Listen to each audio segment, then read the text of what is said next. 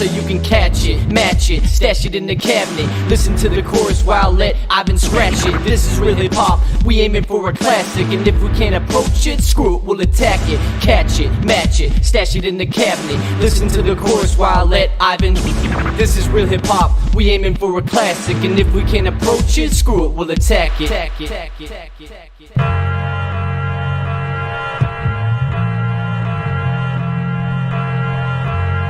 What you know about classic music?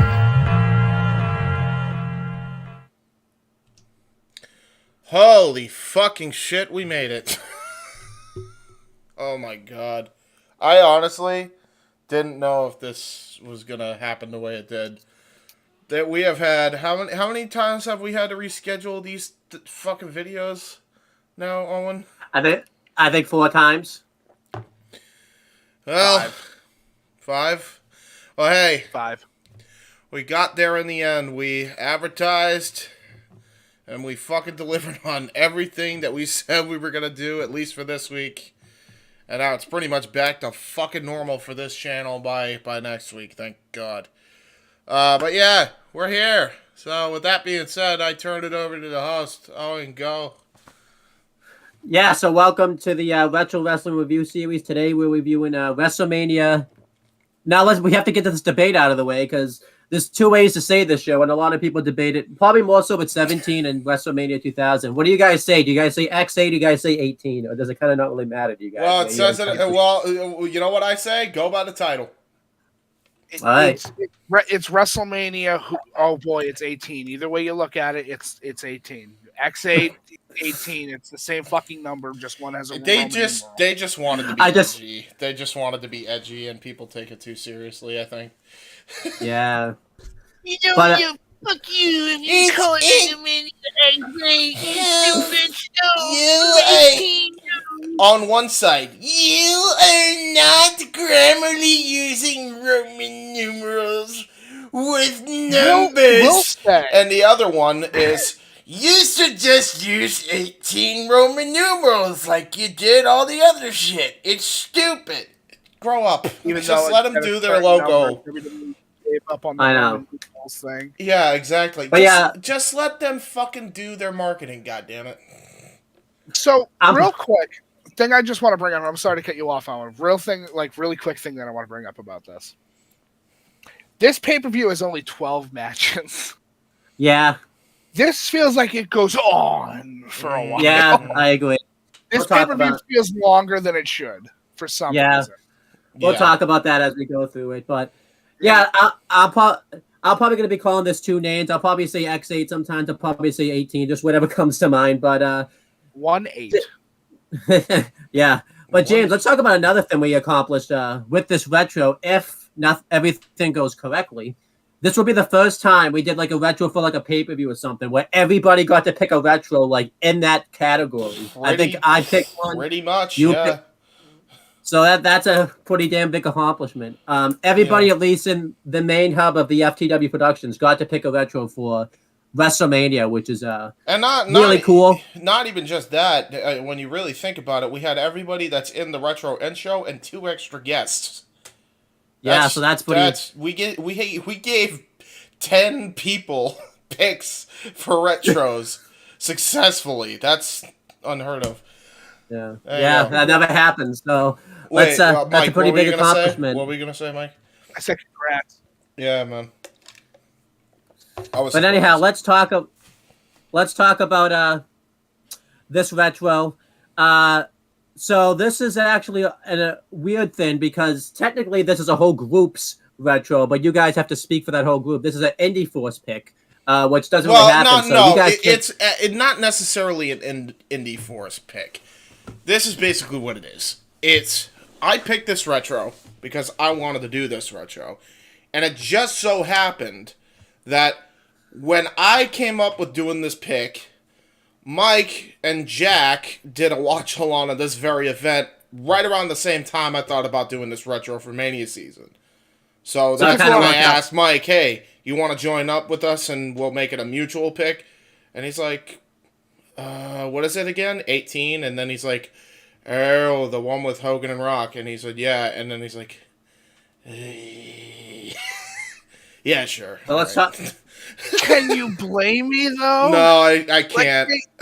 I really can't. I know that there's a lot of people out there that love this pay-per-view, and good on you. Right. Me personally, this has a lot of, how would I put this? This has a lot of like under 4-minute matches. At least there's 2 on the card that are under like 4 minutes from what I can see. Yeah, yeah. And it feels like the piss break. Every time I watch it, it's like, oh, all right, I'm using the bathroom. And then every time I get, wait, what? Where are you going? It's like, I'm not. Yeah. But we'll talk about it as we go through the show, though. So then, James, what made you pick this as your retro pick? Because we've had this in the docs for a while. I just figured that now is better now than later on because it's around WrestleMania season, so we might as well. There you go. That was kind of my logic. By the way, Mike, I just put your WYW icon next to your 2D icon just for the lulz. I have to say I'm editing as we're talking.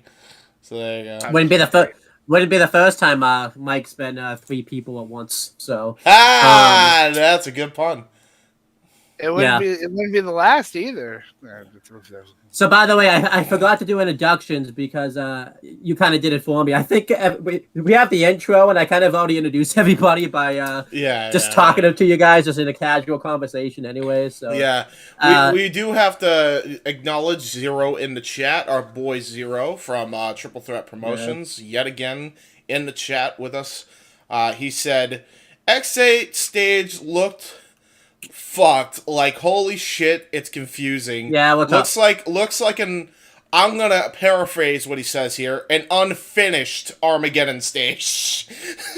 We'll talk about that when we actually talk about the show, but let's talk about the state of the company of where it was at this time, because it was in a really interesting state in this time, because I would have called it a shit show, but you can. That's a nice way to word it, I guess. Yeah, it's not the time period of shit starting to get really, really, really. Speaking of shit shows, I apparently have to shit. So can you go through this and don't dare you? Don't stall for time. I can't help it, man. I had a burrito before I came here. Oh. Yeah, so he might be up a lot. But anyhow, what sucks because this is his pick too. I'll be back. But yeah, don't worry. Just keep going. Let's keep going. I'll come back. But yeah, the W. I know, and he left his camera on too. So I wonder if it's gonna be that bit from I forget what it was, but that like politician or whatever that like left his mic on when he went to take a crap. I wonder if that's gonna happen to James now. But anyhow, because I think he left his mic on. But anyhow, yeah, so the company was in a really interesting state. They were really the only game in town. This was the first full year since there was no direct competition to the WWF. Obviously, WCW and ECW was gone. So they had all their talent pretty much. And 2001, as coincidentally, as what James is doing right now, was kind of a shit show because it was the disaster of an invasion angle. Like, absolute disaster. Like, it is probably one of the worst, like, frontline storylines the company has kind of done in the past 60 years up to that point. 50 to 60 years up to that point. Yeah. And I don't know why it's so bad. Like, it's one of those things where I can't determine if it's because of, it's just horribly booked, or is everybody in business for themselves? I really don't know. There's various reasons why it sucked. Obviously, they couldn't bring back all of the big stars because all the big WCW stars were signed to the AOL contracts, and they were like really expensive. Like pretty much they were just sitting out their AOL deals. And WWF only brought back like a select few. The biggest star that they got was Diamond Dallas Page. He's the only one that didn't just sit around on his AOL contract, which ends up being a mistake. Because they buried this poor boy. Yeah, They buried him hard. I've never seen an athlete get the shit can this quickly in a company in my life. He gets it bad. What? That's a video for another day, though. You know, the Stone Cold Steve Austin heel turn had failed miserably also. Stone Cold Steve Austin had just turned back into a babyface. And while a lot of people still like Stone Cold Steve Austin, because he ruined his heel run so badly, he wasn't as over as when they turned him back babyface, which sucks. But there were some things on the up when it came to the company. They were able to generate some interest going into Mania because they were able to get Ric Flair and the NWO just in time for WrestleMania. But I feel like, too, we really didn't talk about, yes, ratings were up. A lot of people that were watching the WWF during the Attitude Era were losing interest because a lot of people only watched what's going on. Hi. A lot of people will only watched WCW or ECW basically didn't want to go over to watch the WWF because they didn't like the WWF. And obviously WWF kind of failed to bring in those people. And they didn't want to come back, so ratings were down a little bit. Also, too, like a lot of people I think that watched during the Attitude Era, a lot of them had kind of grew up at that time. They went to college or they had kids at this time, so they didn't have a lot of time to watch the WWF at this time. So that's a factor also. But you know, I feel like is it that they didn't have the time or that they didn't want to take the time? That's the biggest question we have to ask ourselves. Amen to that. Yep. But the way since you brought it up, the way I see this is, I kind of get the gist of what you were talking about, even though I wasn't here for like 3/4 of it. If you put the effort in for people to watch your product, they're gonna watch and they're gonna find a way to watch it, even if they have the world at their feet that they have to fucking attend to. That's just the fact. Yeah. If anybody's telling you that, oh, they have this and they have that, nope. That's a bullshit excuse, and they know it too. But that's the responsibility talk, basically, to just say, to mask what they really feel, and that is, I'm not really that interested because you don't make me care. Whose fault is that? And this show, a little bit is kind of put together with duct tape and glue and stuff like that. This should have been dependent on together with duct tape and glue. That's putting it fucking nicely. Yeah. This show feels like, you know, like when you're stuck at home and you get bored, and a part of you goes, I want to make a sandwich, but you only see what's left of the deli meat. That's this fucking pay-per-view. Yeah, pretty much. This is what we have left in the fridge. Yep. At this time, and it feels wrong. Yeah. Yeah. But wrong. It does. But this show, this show should have been either the culmination of the invasion angle, or if James and the Indie Force and stuff book it, the first Mania in the invasion angle, depending on who books the invasion angle. Exactly. But that's the thing. It should have been. That's the thing. Yeah. They had all the tools. None of the patience. Therein lies the crucial problem. You gotta say it right. Vince was holding his tool. Yeah. True. That's the truth of the matter is that Vince was holding his tool the whole time and saying, no one will be able to stop my company. Yeah. And then oh shit, no, this turns. I would say probably after WrestleMania 19 is where things kind of start going in a direction that they go in the right direction for a little bit, and then they fucking fell right back down when Brock and Goldberg left, and then it was over. It was done. The thing was done. The thing I didn't entirely the thing I touched on it. Yes, I talked about it, but Vince also felt untouchable at this point. He felt like it didn't matter what he put out because he was the only game in town at this time. He didn't feel like he needed to try to put on any types of build or anything like that because what else were they going to watch? TNA still wasn't coming around until later in the year, and obviously they were still on the rise. He had no competition, so Vince felt pretty untouchable. And it was over. I would probably say the minute that WCW gets bought is where the tonal shift happens in the company. Yep. Where Vince is appearing, I would say probably at least 2 to 3 times more than what he usually does. Yeah. And it felt like every week, no matter what WCW guy was on the roster. And it's hilarious that I'm sorry to cut you off, but it's hilarious that a man that didn't think you would think he wouldn't care because he has no competition is oddly making appearances week in, week out on a consistent basis like that. I'm just saying. Yeah. But yeah, I think that's kind of everything where the company was at this time. This show, we should say, is fairly significant. You guys can correct me if I'm wrong because I didn't get the game or anything like that. This is the first WrestleMania that got its own video game based off of it. Did you guys have? I'm assuming you guys have this game, right? I don't. That's 100%. No, that's completely incorrect, Owen. Oh, 2000. I forgot 2000. Yeah, WrestleMania 2000, but you can even go farther back with WrestleMania. Yeah, that's true. WrestleMania and Royal Rumble also got their own games for I believe it was the NES or the SNES got WrestleMania. Probably SNES. Something like that. Yeah. Do you guys have WrestleMania 18? I don't have 18. Oh I think God, 18 no! Is 18 is the worst out of the GameCube series. Whoa, really? I never. It's a train wreck of a game. 19 is way better. It's like a way more polished product.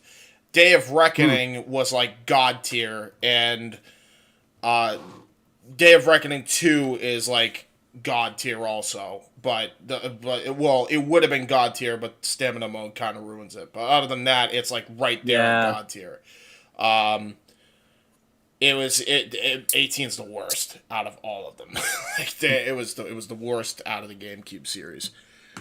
Interesting, yeah. Yeah. So going through the dates and everything like that, this show came out on March 17th, 2002. So we should have done this on St. Patrick's Day because we would have it would have been a cool anniversary, but we missed the boat on that. So it happens sometimes. It took place in Toronto, Ontario, Canada. It took place in the Sky Dome. I believe this was the first time they were back in this venue since WrestleMania 6 when Hogan main evented. Yeah. Now the Sky Dome is known as the Rogers Center. I don't exactly know when they made that change, but the internet's there for you if you want to know.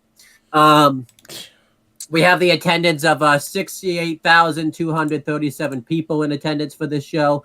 Again, that number could be obviously embellished, as I've said with every retro WWF. One of them was. Yeah. The buy rate in North America was 860,000 buys. There was 3 taglines for this show. Icon versus Icon, which we'll talk about that later. The absolute best ever was another tagline, which was like the poster art you're talking about, right? Yeah. Which one? Icon versus Icon? Because for the WrestleMania 18 poster, it's fucking Rock and Austin staring at each other longingly, like they want to kiss. With this really shitty blue filter. Yeah, I'm looking at it right now, Mike. Yeah. This really shitty blue filter. It's a black border poster with gold lettering, which looks really bad. Yeah. And it's not great. So here's this thing that I want to talk about real quick, which is font inconsistency or not having fonts that are related to other fonts. Yep. 18's a great example of not knowing what fucking font style you want because Icon versus Icon is a completely different font than the absolute ever at the bottom of the fucking poster. It is. It looks super bad. Yeah, it's not great. Not great promotion. There's one more. There's one more tagline for this pay-per-view, and that's the one and only. It's not on the poster. Billy Gunn? I don't know if that's just like a last. Billy Gunn? Yeah, that's. He's back. He's back. Yeah, he does show up on. He is on the show. He is on the show. But he's not the one and only if he's with Chuck. So that completely negates that. No, he's the concept. No, he's the one in Holy. Yeah. The one and Holy. Yeah, he's the one in Holy. He wants to get in Chuck's ass. Oh yeah, that storyline was coming pretty soon. Oh, yeah, that storyline's coming soon. I bet it is. Anyway, bastard. Anyway, well, let's go through the actual show now that we've gone through all the financials and everything like that. We had Sunday Night Heat. The hosts were Taz and Michael Cole. This is fairly significant because I think this was Taz slowly transitioning into the broadcast booth because I'm pretty sure he takes that bump where he breaks his neck shortly before this show. So Taz is slowly transitioning into the commentary role. Wait, I swear he was on the show, wasn't he? No, he's not on this show. He's not a wrestler on this show. So. Oh, there you go. Okay. Yeah, so I think Taz wasn't important enough to be on the card. But the commentary team for the entire show is Jerry the King Lawler and Jim Ross. We've talked about them before, how they do on commentary. They were really good on commentary for this show, really good all night. It shows a AOL ad on the YouTube version I was watching. And this is funny because obviously I wonder if this was one of the perks so that way WWF could buy out some of these contracts or whatever. For like the NWO and Flair and stuff. I think that was picking up their Time Warner contract because they kind of had to like at least finish up with the AOL Time Warner stuff. Yep. But these ads are funny to watch back nowadays because they talk about in the ads, oh how cool we can be on the phone and on the internet at the same time. This is awesome. Like it's. You can also watch your favorite pro wrestling programs on your computer. You can watch them on your computer. You need some American Online. No. Yeah. I don't want American. You want American Online. The biggest thing is that was a big factor they talked about is you want to instantly message somebody, you'll get a message right away. And this is that start of that message notification on AOL you hear all the time. I can't do the sound of Same group of people, by the way, that like 20 years ago, to give an example, were saying, oh no, you should be on the internet, talk to your friends, get to know people. Now they're like, okay, so stop reading the dirt sheets online. Yeah. Yeah. Stop reading something bad. Yeah. Yeah. I mean, to be fair, it's not. I mean, to be fair, yeah. I mean, they're not wrong. I mean, it really fucking changed for the worst. Yeah, it goes a direction. It does for sure. Yeah, the only match on Sunday Night Heat was a 6-man tag match. It was Rikishi, Albert, and Scotty 2 Hotty versus Test, Mr. Perfect, and Lance Storm. Fantastic. This is a decent tag match here. The faces dominate the beginning portions of the matchup, and then eventually the heels take over. They get the heat on Scotty 2 Hotty for a while. Test hits a really cool Gorilla Press slam onto Scotty 2 Hotty. That was cool. Mm-hmm. Then eventually Rikishi gets the hot tag on Mr. Perfect, and he goes off on him. Eventually he tags in Al Snow. Al Snow hits the I'm sorry, not Al Snow. Albert. He tags Albert back in. I had Al Snow on my mind for some reason. Albert hits Al on my mind. But Albert hits an Albert bomb onto Test. It was kind of cool to see Test and Albert go at it because they were a team for a while, but they didn't really talk about that much on commentary. You kind of had to make that storyline connection yourself. I'm not gonna really dumb tag team. Yeah. Yeah. Great finisher. Awful tag team. Yeah, it didn't make any sense. Yeah. And then eventually Rikishi gets tagged back in. He hits the stink face onto Mr. Perfect and then hits the Rikishi bomb onto him and pins him for the win. Kind of a bad utilization of Mr. Perfect. This was kind of his run in 2002, which I think is really a shame considering the fact that this was kind of like his last big hurrah in the wrestling industry. So it's kind of a shame that this was what Mr. Perfect was relegated to. I give the match 2 stars. It was kind of whatever, typical Sunday Night Heat match you would see. I know you guys probably didn't see this match because I forgot to send it to you because I have a tendency to do that. You know why we didn't see it? He may have seen it. You know why I didn't see it? This is as simple as this. Because it's no longer the Attitude Era anymore, so why the fuck do I care? They obviously didn't give enough of a fuck. So, okay, here's the weird bit about this. Having Mr. Perfect, Lance Storm, and Test as a team, that's fantastic. That's super good. Why the fuck is Albert here? The only reason I could come up with is maybe Grandmaster Sexy had some type of injury or something, so they needed to a replacement or something. I That's don't- the only reason I No, could come up Sexy with. was I don't way think gone. so. Sexy has been way gone by this point because of his drug. This would be his first stint of not there you wanting go. to do rehab and event and just wouldn't clean up for the longest time. That this is one of his first of many issues with that. Yeah, Unfortunately. it's not great.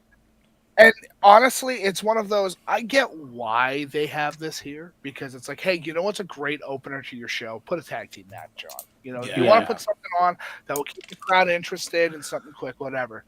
But you could have had this match and get rid of Test and Albert, and it probably would have been fine. Yep. Yeah, for sure. Not like putting down Test, because I think Test and Albert are fantastic workers, and just think as a tag team they're pretty They fucking don't. shit. It doesn't work. It never did. It doesn't work. And putting them on opposite ends of each other, They did honestly, it. They this is- did it because Russo thought it was a funny joke for Trish's tits. That's the only reason they made the group a thing. TNA. and Owen, I have to disagree with you. This is a 1-star match. This does That's fair. nothing. Because here's the thing: if you're going to be a 2-star match, it eventually is somebody in this match is going to be getting over at some point. Nobody here gets over. No. That's Not fair. a single fucking person in this entire beginner match. And you really, dark match. and honest to God, That's you would have over. thought Mr. Perfect would have been the one, but he wasn't. Yeah. So They had nothing for him, bro. They had Yeah, nothing nothing for for him. He just showed up for the paycheck, and that was it. Yeah. yep. Then we had then the show started. There was no national anthem this time since they were in a different country. That obviously wouldn't go over well. So instead, they had Saliva perform one of their Superstar. songs, "Superstar." Thank you. And they did like a video package. It was really weird because this probably translated better on live, but if you watch this on the Peacock pay-per-view / network version, you can't see the video package like at all. Like there's the lights cover the screen and everything like that. And obviously, what doesn't help is you can't watch the whole video package anyways because the camera cuts to the crowd, it cuts all over the place. You just Oh can't my watch the God! video package. It was horribly Kevin Dunn produced, and that's the best way You I can can put tell this. that this is not. This is the not Stone Cold main event pay per view, where Yeah. the promo package and hype packages and shit don't mean anything. Yep. Yeah. Yeah. And that's But, what it feels. Yep. When it is Austin at main event, we're super gonna care. When Austin's not at main event, fuck it, who cares? We're Yeah. just gonna Yeah. throw it there. The Like, brand. But, the brand is the star. Yada yada yada. yeah, But yeah. I've heard Just Saliva throw it. before. I've heard the song from Saliva before, and I love it. Hearing it live, oh my God, they did not do this Dude, song good live. holy- This was not good. I have said to this day, if Nickelback is the best and most naturally sounding studio performance live, Saliva's the fucking exact opposite. They suck Yeah, live. It's so Yeah. fucked For you, up. bro. But I would have preferred Limp Bizkit. Bro, Yeah. and Limp I would have Bizkit, preferred another year of Limp. Limp Bizkit wasn't exactly like the greatest live, but they weren't terrible, and they at least had energy to them. This dude, and this is the same thing with Survivor Series 02, by the way, which I'm shocked I didn't even mention at that retro. But the lead singer of Saliva is just fucking god awful. Like, just Yeah. absolute He's piss. dog turd. Dude, He's terrible. like, you could tell they absolutely, like, this is the type of motherfucker that is able to do, and I know because I've done this myself, line for line per recording session, and it takes 8 hours. This is the type of motherfucker we're dealing with here. That's why the studio quality sounds so good. And the live version's trash because he doesn't know how to train his vocals like Ivan Yeah, Moody it's does terrible. or fucking David Dram does. Like, He is nowhere on that level. Not even close. This is the exact opposite of that level. Then we had shows the intro video package where every superstar talked about wanting to be a part of WrestleMania and how it's the biggest thing. Pretty good stuff, pretty good video package here. I always think they nail it out of the park when it comes to these. You get kind of annoyed because you see this video package. This is kind of one of the things when you watch so many Manias. You see this video package just done with different superstars like every year. It gets kind of annoying. I was kind of annoyed seeing it this time. Yeah. Although to be fair, I think this might have ironically been the first time they've done it. Again, like I said, though, it's annoying when because this is this is like a hindsight 2020 thing. Yeah. Okay, yeah. That makes sense. I mean, this is kind of our fault, James, because we did so many Mania retros. We've seen a version of this video package. Yeah. What were you gonna say, Mike? It's no longer 2020, boys. It's 2023. That's right. Hindsight is no longer, in fact, 2020. That's fair. That's true. Fair. I'm so glad it ain't. Fuck that year. Anyway. We had the first... Oh, go ahead, Mike. Card, which is fucking William Regal defending the WWF Intercontinental title against Van Dam. I don't know about you, but I like this match a lot. It's Me really too. I like good. it. It's a hot open. For how short it is, like, it's not that long of an Intercontinental match. It's like, I think, 10 minutes and 19 seconds. Maybe somebody can find out and let me know. Yeah, I got the Wikipedia thing here. It is 10 minutes and 19 seconds. Oh, wow, I'm so fucking good at this. You can tell that Regal is putting on his working boots tonight, and Van Dam is going to meet him, if not full 3/4 of the way with the match. Yeah. Absolutely. Yeah, everybody gets their shit in, and nobody looks like shit. Rob gets all of his quirk in, and Regal, as usual, is healing it up and doing a fantastic job. Honestly, the fact that he was only Intercontinental Champion in this company, like when it comes to I think the highest belt he's ever received, is abysmal. I agree. He should have been a world champion at least. There was times where he should have been. I mean, to be fair, I think they were gonna give him the WWE title in 2008, but unfortunately, the wellness policy made it not happen. Because but let's fucking excuse Randy Orton 50 million fucking times, but not give Regal a fucking bone. Like, give me a break. It's a crock of shit. I always say that's a crock of shit. Yeah, exactly. That's what it comes down to. Yeah, because they'll give preferential treatment to guys like Orton and Cena and Lesnar, but because they sell the merch and fucking Regal doesn't. But here's the fucking problem with that whole philosophy. The motherfucker, if he's not selling merch, there's his jab!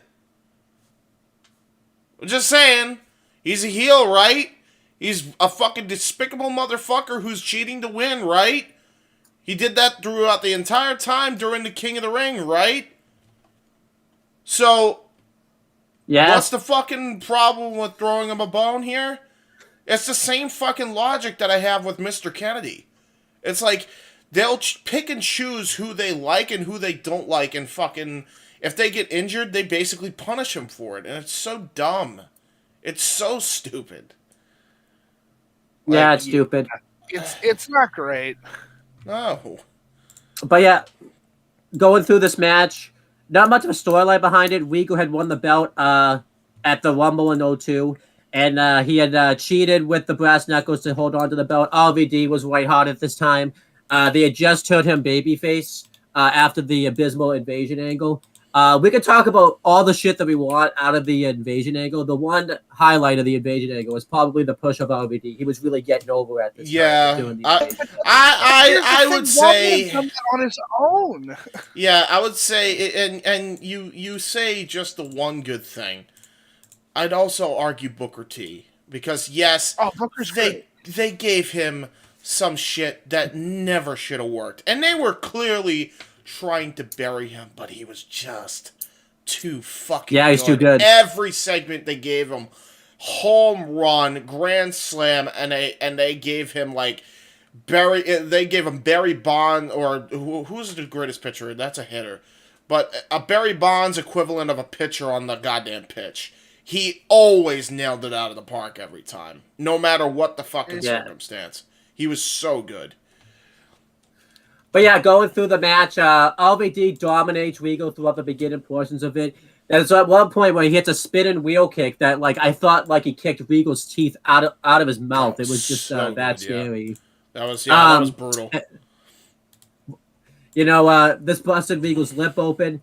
LVD goes for the 5-star frog splash the first time, and Regal sits up, and he ends up missing completely. Regal tried to go for the brass knucks, but the ref caught him, and we've missed this part. I believe earlier in the match, RVD kicked the knucks out of Regal's head, and the knucks are just gone, but they come back into play later. Regal dominates RVD. He hits a double underhook powerbomb onto him, which was awesome. He hits a half Nelson German suplex. RVD mounts a comeback. He hits a dive onto the outside. There's a cool thing where Regal hits a half and half German suplex onto RVD, and the way that RVD lands on the back of his neck is just freaking nuts. It's like dude, an image I've always remembered. So fucking great. He took this so great.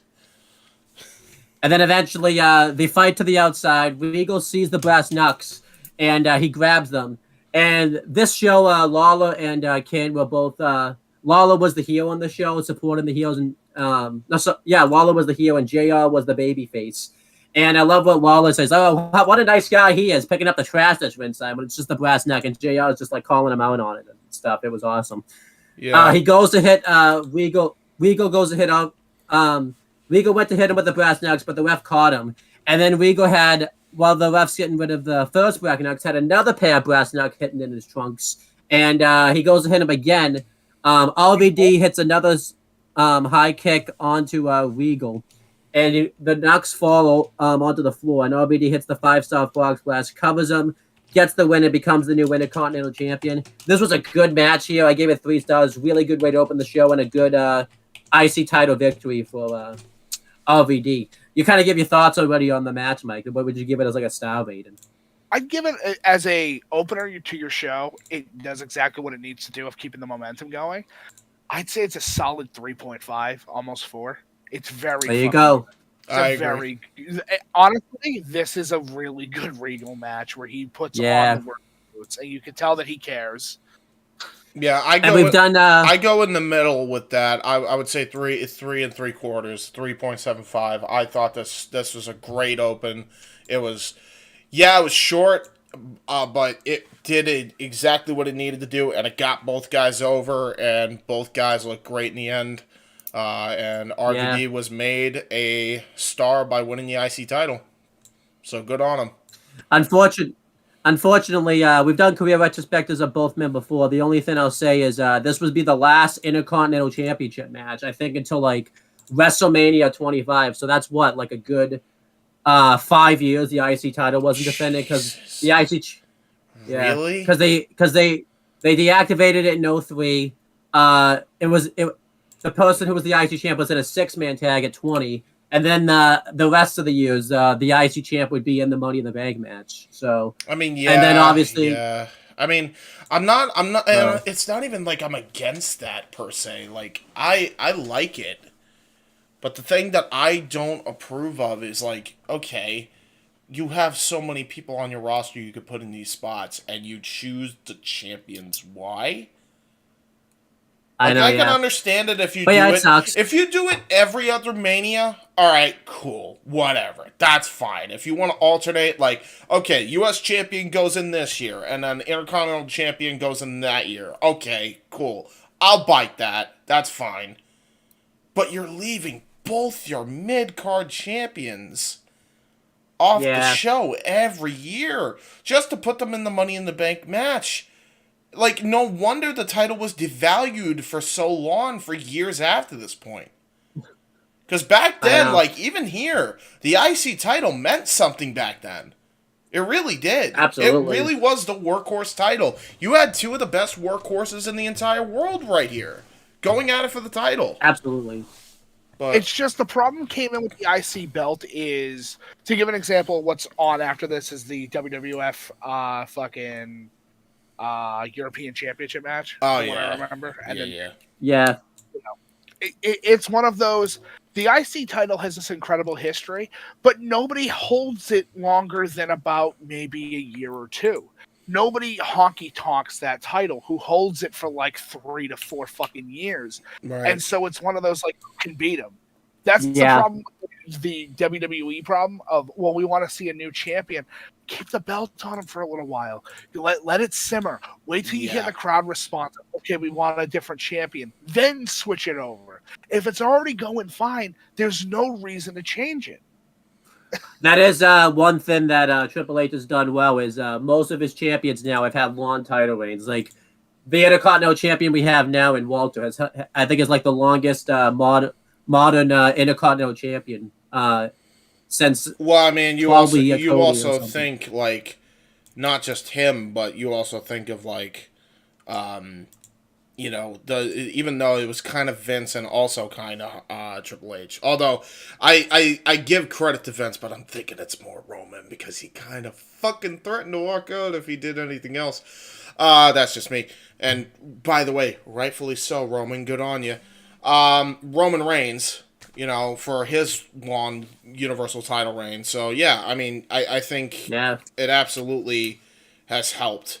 U.S. title, bit iffy, but I think, when you have a certain title that's sought after and hot potatoed, then it's like, okay, that's one title. That makes it important in and of itself because, okay, this title is obviously really hard to keep. That makes it intriguing. For sure. When you do it with every title, then that fucking appeal of that title completely is meaningless. Like it just is. So yeah. But continuing, next Christian gets interviewed, so he's gonna face DDP for the European title. I'll talk about the build up to it now since he talks about DDP here. DDP had won the European Championship late last year. And Christian had just lost his feud with Edge, and he started this temper tantrum gimmick. And to anybody else, they would have made that gimmick like crap. But Christian actually made that gimmick work. I think just because Christian was such a great heel, he made that gimmick work. Anybody else would have made it flop. And DDP started doing his he's basically doing what Mustafa Ali is doing. I don't know if you've seen any of this stuff, James. What Mustafa Ali is doing now with his gimmick, where he tries to bring people up. He's basically doing the DDP yoga gimmick. And he was trying to do that with Christian. He was trying to give him some confidence because Christian had developed a losing streak. And DDP helped Christian win a match on Raw on the Go Home show. And Christian thought he won the match on his own. So he ended up turning on DDP, which ended up setting up this match right here. And this was obviously an interview to explain that.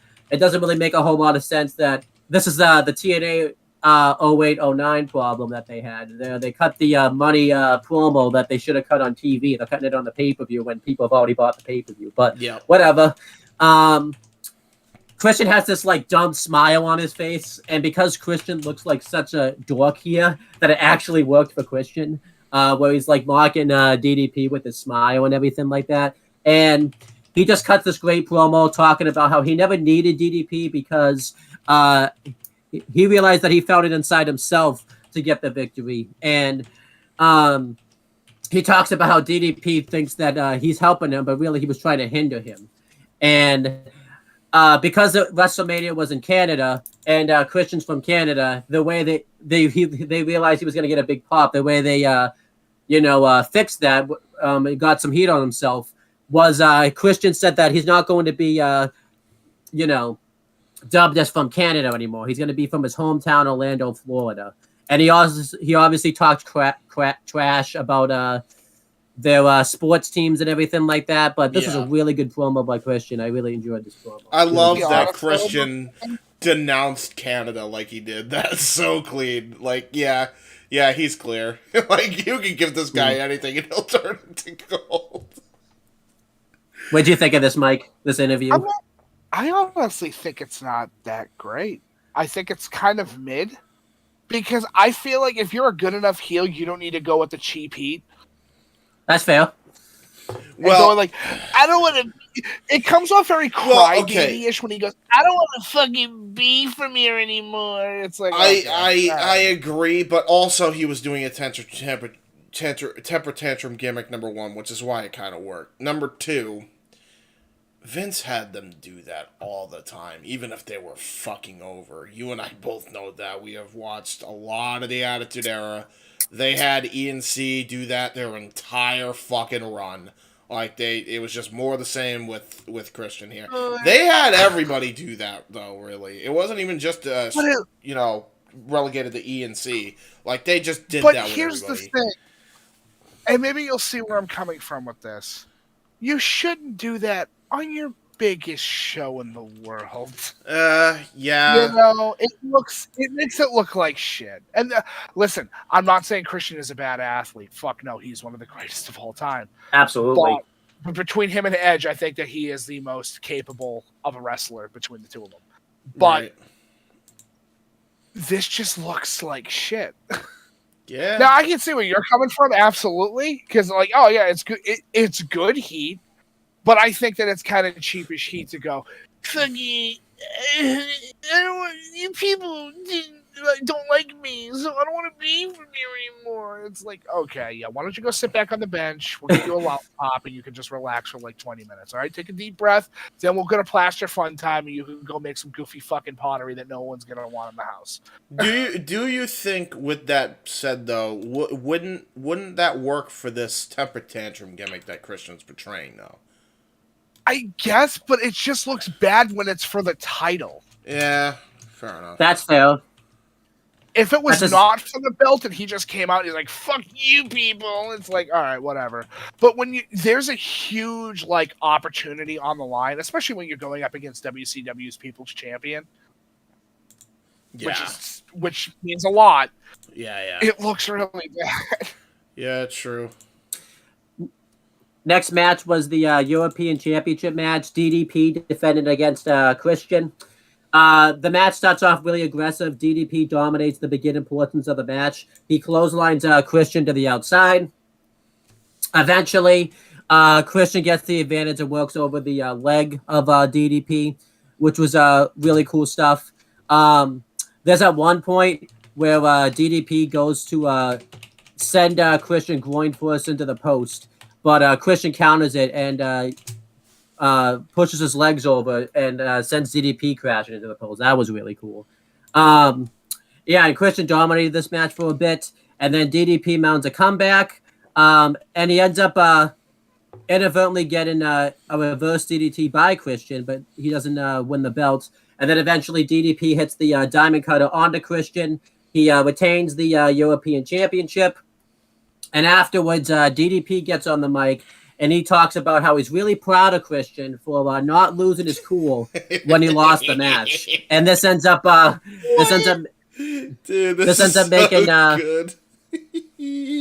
making Christian lose his cool when he just starts throwing a temper tantrum afterwards. But this was a good.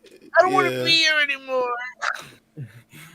But yeah, this was a good European title match here. I gave it 3 stars. It really sucks. This was DDP's position in the company, but it did. Still a but good you know European what's hilarious match. about it?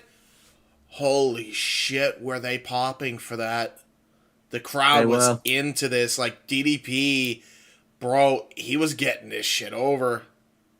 Seriously, I'm convinced if he never had that back injury, he may have made it to the world title. He probably would have. He might have been the one to dethrone Triple H at some point. He might have been the one at Mania 19. Honest to God. Right. So let's be realistic here. No way. Yeah, no, I can't. I have to agree with Mike there. I don't think that would happen. Can we at least agree that if he never got the injury and he kept getting over with this gimmick, he would have at least contended for it, or at the very least, yes. Can we agree on that at least? He may not have won it, but he would have been up there, I think. Can I ask you a question? Go ahead. Is him stalking the Undertaker's wife after or before this? This is after this. But I don't think so. Dude, the problem comes in is that he comes in already with the goofy fucking asshole, a goofy gimmick. Yeah. And he's not taken seriously as Diamond Dallas Page at all. He was not taken seriously as DDP. 4-time WCW World Heavyweight Champion DDP. He came in as I want to see your ugly butch of a wife. Ooh. What? You're what? You're DDP. Why would you care? Yeah. It's realistically. But I don't know. Listen, it would be cool. Here's the thing. Here's the thing, though. You forget wrestling fans are very forgetful and forgiving. I'm not saying you and I are like that because we know what the fuck they fucked up on, but a majority of people, I think, even here, like they were chanting. I don't think they give a shit. I really don't. I think they were just I think they were just excited that they got to see DDP and they were just into whatever he was doing. You know? Yeah, because he's the fucking people's champion. Yeah. He didn't just give himself the title. He earned that title, dude. Yeah. But anyhow, what did you think of the match overall, James, and your star rating for the European title match? It was 2 3/4 stars. Again, not my favorite match. I gave it the 3/4 mainly because I was just impressed that DDP got this stupid gimmick over. Honest to God, that's fair. That's the reason I rated 3/4, higher than it probably should be. But yeah. And what about you, Mike? I rated it 2. That's honestly, fair. The flow of the match is a little awkward at the beginning. Like you can kind of tell that they're trying to have the conversation of like, all right, so what the fuck do you want to do here? Right. It's pretty clear at the beginning, but no, I think both men did a relatively good job. A 2 isn't a bad thing. It's just on this huge pay-per-view of shit. There's a reason why this is a 2. That's fair. You know. Next, The Rock gets interviewed by Jonathan Coachman. He does a promo talking about Hulk Hogan where he kind of mocks his catchphrases and stuff. And he talks about how he asked Jonathan Coachman if he's taken his vitamins, and he said that he has. He asked Jonathan Coachman if he said his prayers, and Jonathan Coachman said that he hasn't really had a lot of time. He's been busy throughout the day. The Rock says, that's no excuse. You should have had time to say your prayers. You're going to say them right now. So he like forces Jonathan Coachman to get down on his knees to pray. Bullying people, dude. That's what he did. It's what he did, and he got over with it. He was cheered for it. That's the fucked up part. Yeah. His whole career is do push-ups. What? Do push-ups now. I told you to. Because I'm the bigger man in the room. You pretty much.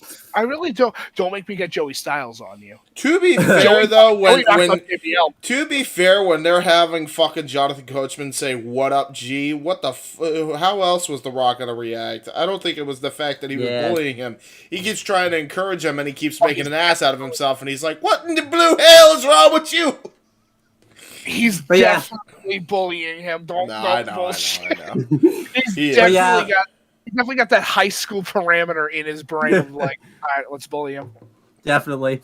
But yeah, so what James just said happens where Jonathan Coachman completely screws up his prayers. So The Rock kicks him away, and he tells Hulk Hogan what he's going to do is he's going to hit him with a rock bottom, and he's going to hit the people's elbow on him, and there's nothing that he's going to be able to do about it. And he like tears his t-shirt off.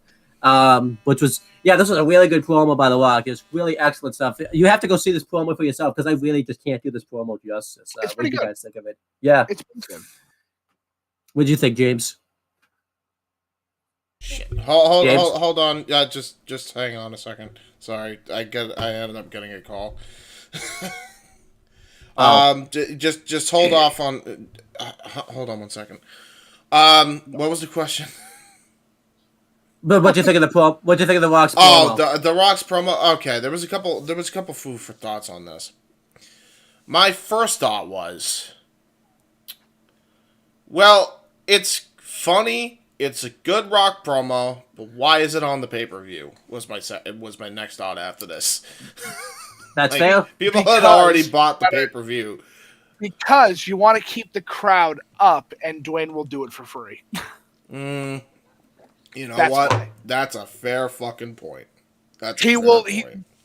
it's like, to give an example, right? There are a few people that we can sit there and say that if they cut a promo at WrestleMania, we would listen. And The Rock is like the big one because he has the greatest mouth for wrestling. Yeah, that's fair. That's why he always did the promos. So there you go. Next match was the. By the way, we didn't even mention that, but the European title, that would be the last time the European Championship was defended at Mania because it was obviously retired later in the year. The reason I remember this, which super sucks because it's not a bad title. Yeah, I kind of wish they would have bought that. I mean, they still could if they do NXT Europe. I wish when they opened up the NXT UK brand, they would have brought that in as the mid-card title, but they never did. They still could. That could be. They could. There is hope they could bring back that title when they launch NXT Europe, but we'll have to wait and see. Highly doubt it, but we'll see.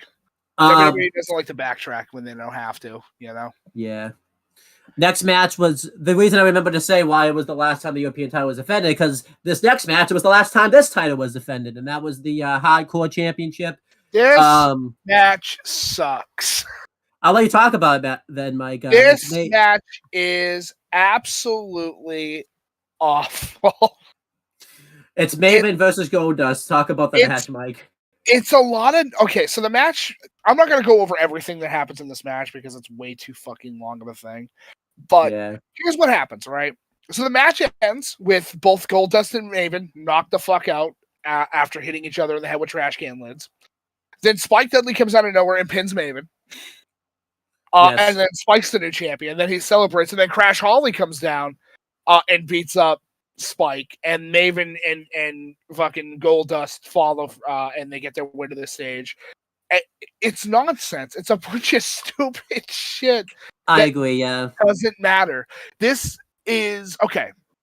To give an example of a very good hardcore match, if you want a really good one, look up anything with Foley, because usually they're really good. Look up anything with Crash, because usually they're really good. Or if you want a really good one, just look up Kane, Big Show, and Raven, because A, it's the funniest one when you know the context of everything that's happening, and B, it's a fucking good hardcore match. Yeah. I agree. This is just a bunch of nonsense. Like, I think fucking...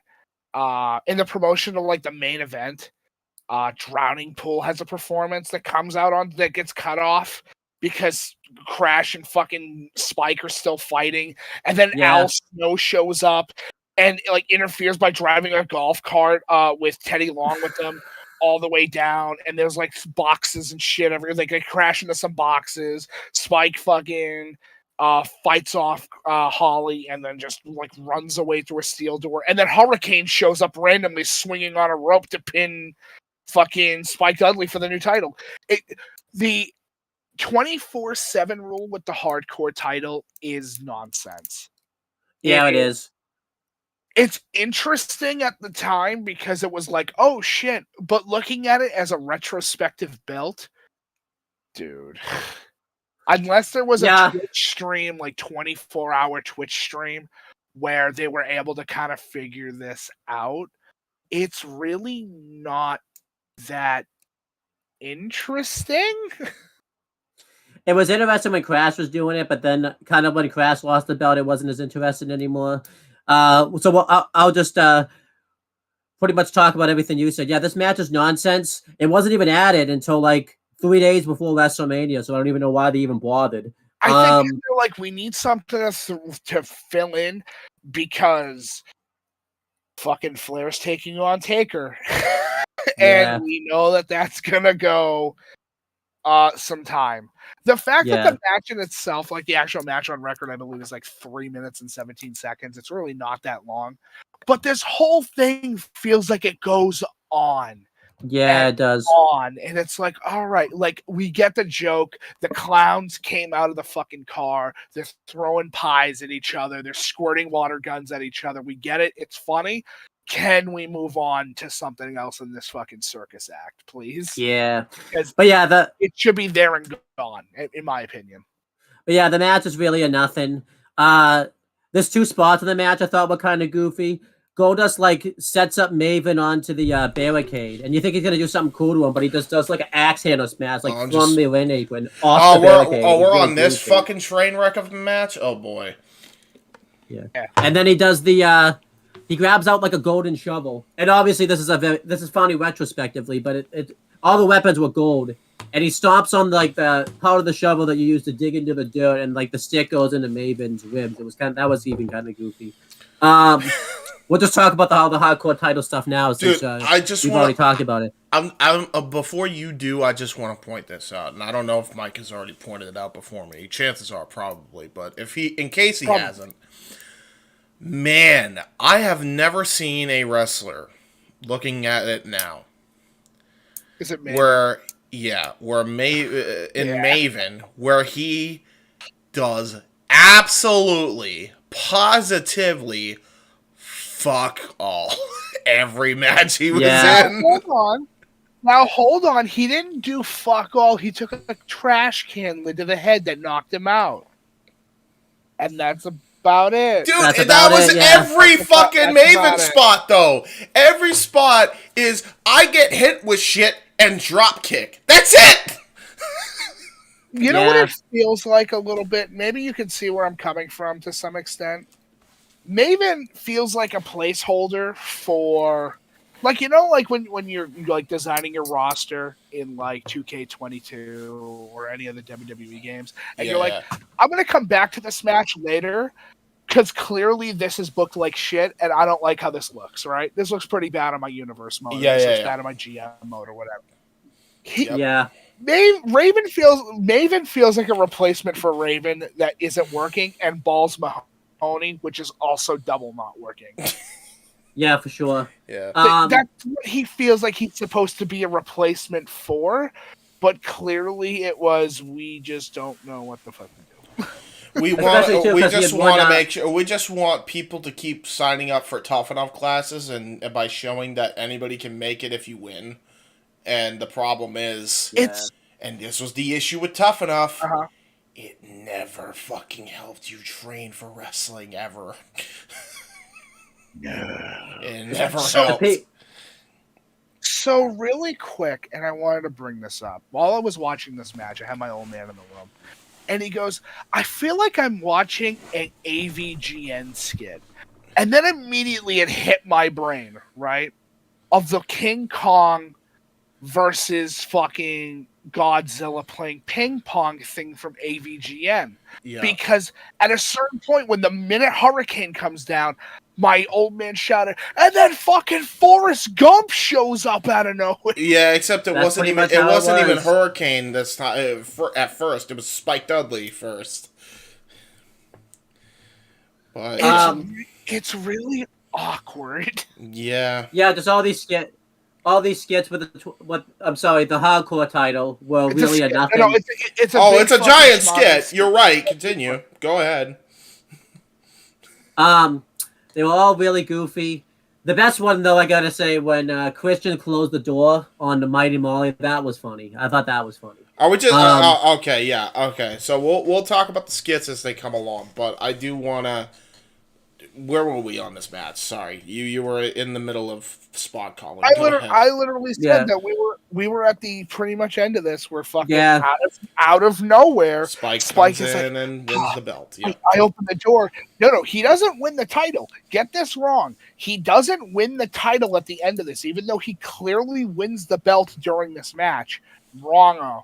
The person that wins the belt in the long run is the fucking Hurricane. Yeah, right. Because it comes out of nowhere, like fucking, like I don't know, insert pirate character here. Yep. Yeah, but he was the Hurricane. Swoops in, takes the belt, and leaves. Yep. And then I think later on, because I did write it in my notes. Actually, it might be. But yeah, continuing. Before you even continue, that match is done, right? But let's just point out this little thing here. So Spike Dudley comes in, wins the belt in the 24/7 rule. Here's my question. Yes. Why didn't you just book Spike Dudley versus Goldust? Would have been a better match because Spike Dudley's a way better worker than fucking Maven. Because, and I have the answer for this. Go ahead. It's the hardcore title, and we need to get as many people on the roster at the time since these guys are saying that they're going to leave. Yeah. And they probably wanted to. They probably wanted to get Maven on the show too to get their investment in for Tough Enough. What fucking waste! Yeah, he should not have won by any means. I'm sorry. There's this sucks, and then there's this sucks donkey balls. He's a great guy, from what I've heard. Like, he's a decent enough guy. Yeah, probably. Yeah. But not every wrestler's a piece of shit, but he wrestles like shit. He is so bad. And also, stick to cooking. Because he's a cook now. He's on cooking shows and shit. No, please. Are we all agreement this is a 1-star match? Zero star. Nah, I it's disagree. zero. It's a 0-star, nothing burger of a match. It's 3 minutes and 17 seconds of fucking nonsense. And I rewatched what was it? It was either like No Mercy or Survivor Series, where this same fucking thing happens again. Yep. Yeah. And it's like, why even like waste the time? You know what's fucked up? Here's the fucked up bit about this whole thing too. The hardcore title, this is like the last high profile spot, if you want to call it. What a waste of a fucking spot. Even though you had these skits all the way throughout the show, it all just led back to Maven, and he sucked. Yeah. He sucked. For sure. It single-handedly killed the hardcore division. Because then they tried to revive it by... They tried to revive it on Raw by giving the belt... Anybody that won the belt, they get their own customized championship. So they got rid of the hardcore title in full. But they gave people custom championships, whoever won it. So Bradshaw had and they only had 2 custom championships, which were both god-awful. One was a custom Bradshaw championship, which is just a fucking Longhorn Steakhouse logo. And then the other one was a fucking New York goddamn license plate for Tommy Dreamer before he dropped it to Van Dam and unified it with the IC title. Yeah. Which, it's... Can we just be done with this? This fucking thing is awful. I'd rather get to the next match, which is relatively good. Yes. Well, first, though, we got to talk about some other bullshit that happens on this show. Oh, boy. Drowning Pool performs this on I Don't Care About Anyone Else But Me. My God. Saliva sounded like Nickelback in concert compared to this shit. Oh, my fuck. Yeah. This was garbage. It was garbage. I'll tell you the biggest garbage thing about this, though. So Jim Ross and Jerry Lawler says, oh, look at us. They're going to tell you the story about the WWF title match coming up. We didn't get a video package for the main event. It was this thing. A video package that you could barely see, and again, they barely even cut to the Titantron or anything like that. And you could tell the crowd... Why go to work, you know? Yeah. Sitting at home so much easier. This guy is a motherfucker who needs auto-tune. Bad. Yeah. Oh, yeah. But yeah, this is... Fuck. Like, dude, it's... I could have done a better job performing this live, and I'm not a pro singer. He is so awful, dude. So bad. I know that's sounds so arrogant. I don't care. You could put any Joe Schmo from fucking Hoboville and put him in this guy's place, and they would have done a fucking 10 times better job. This was god awful. So fucking... What a waste of goddamn time. Go ahead. It's really weird that out of all the fucking bands that they get for this, it's Saliva and Drowning Pool. And in studio, they sound great. They do sound great. And fuck me if they don't in a fucking live. Holy shit. Oh, I think that the greatest musical performance of all time will always go to fucking the man, the myth, the legend himself, Lemmy Kilmaster, because he just clearly didn't give a shit. Oh my god, yeah, he didn't. But at That's least the greatest performance ever. And you know what the fucking sad thing is? Lemmy and Motorhead, who did not want to play the game, Still did a better job than Saliva and Drowning Pool, who tried. Dead ass. But yeah, this ass. I don't even the performance was bad. The thing that pisses me off is the fact that this was like the hype. They didn't get a video package for the main event. This was the video package. This was the video package. It was on the Titantron. By the way, the big they had small ass video screens as the Titantrons also. So you couldn't really see it from that vantage point unless you saw it from the fucking Skybox video screens, right? Because if you wanted to see it on the big fucking Titantron, for whatever reason, it's this. This is what it is. It's a big version of a fucking iPhone. Yeah, it was. Like, and I'm not talking about predicted TikTok. Dude, Confirmed. It's like if the iPhone screen was like 4 inches bigger on each side. That was the fucking Titantron.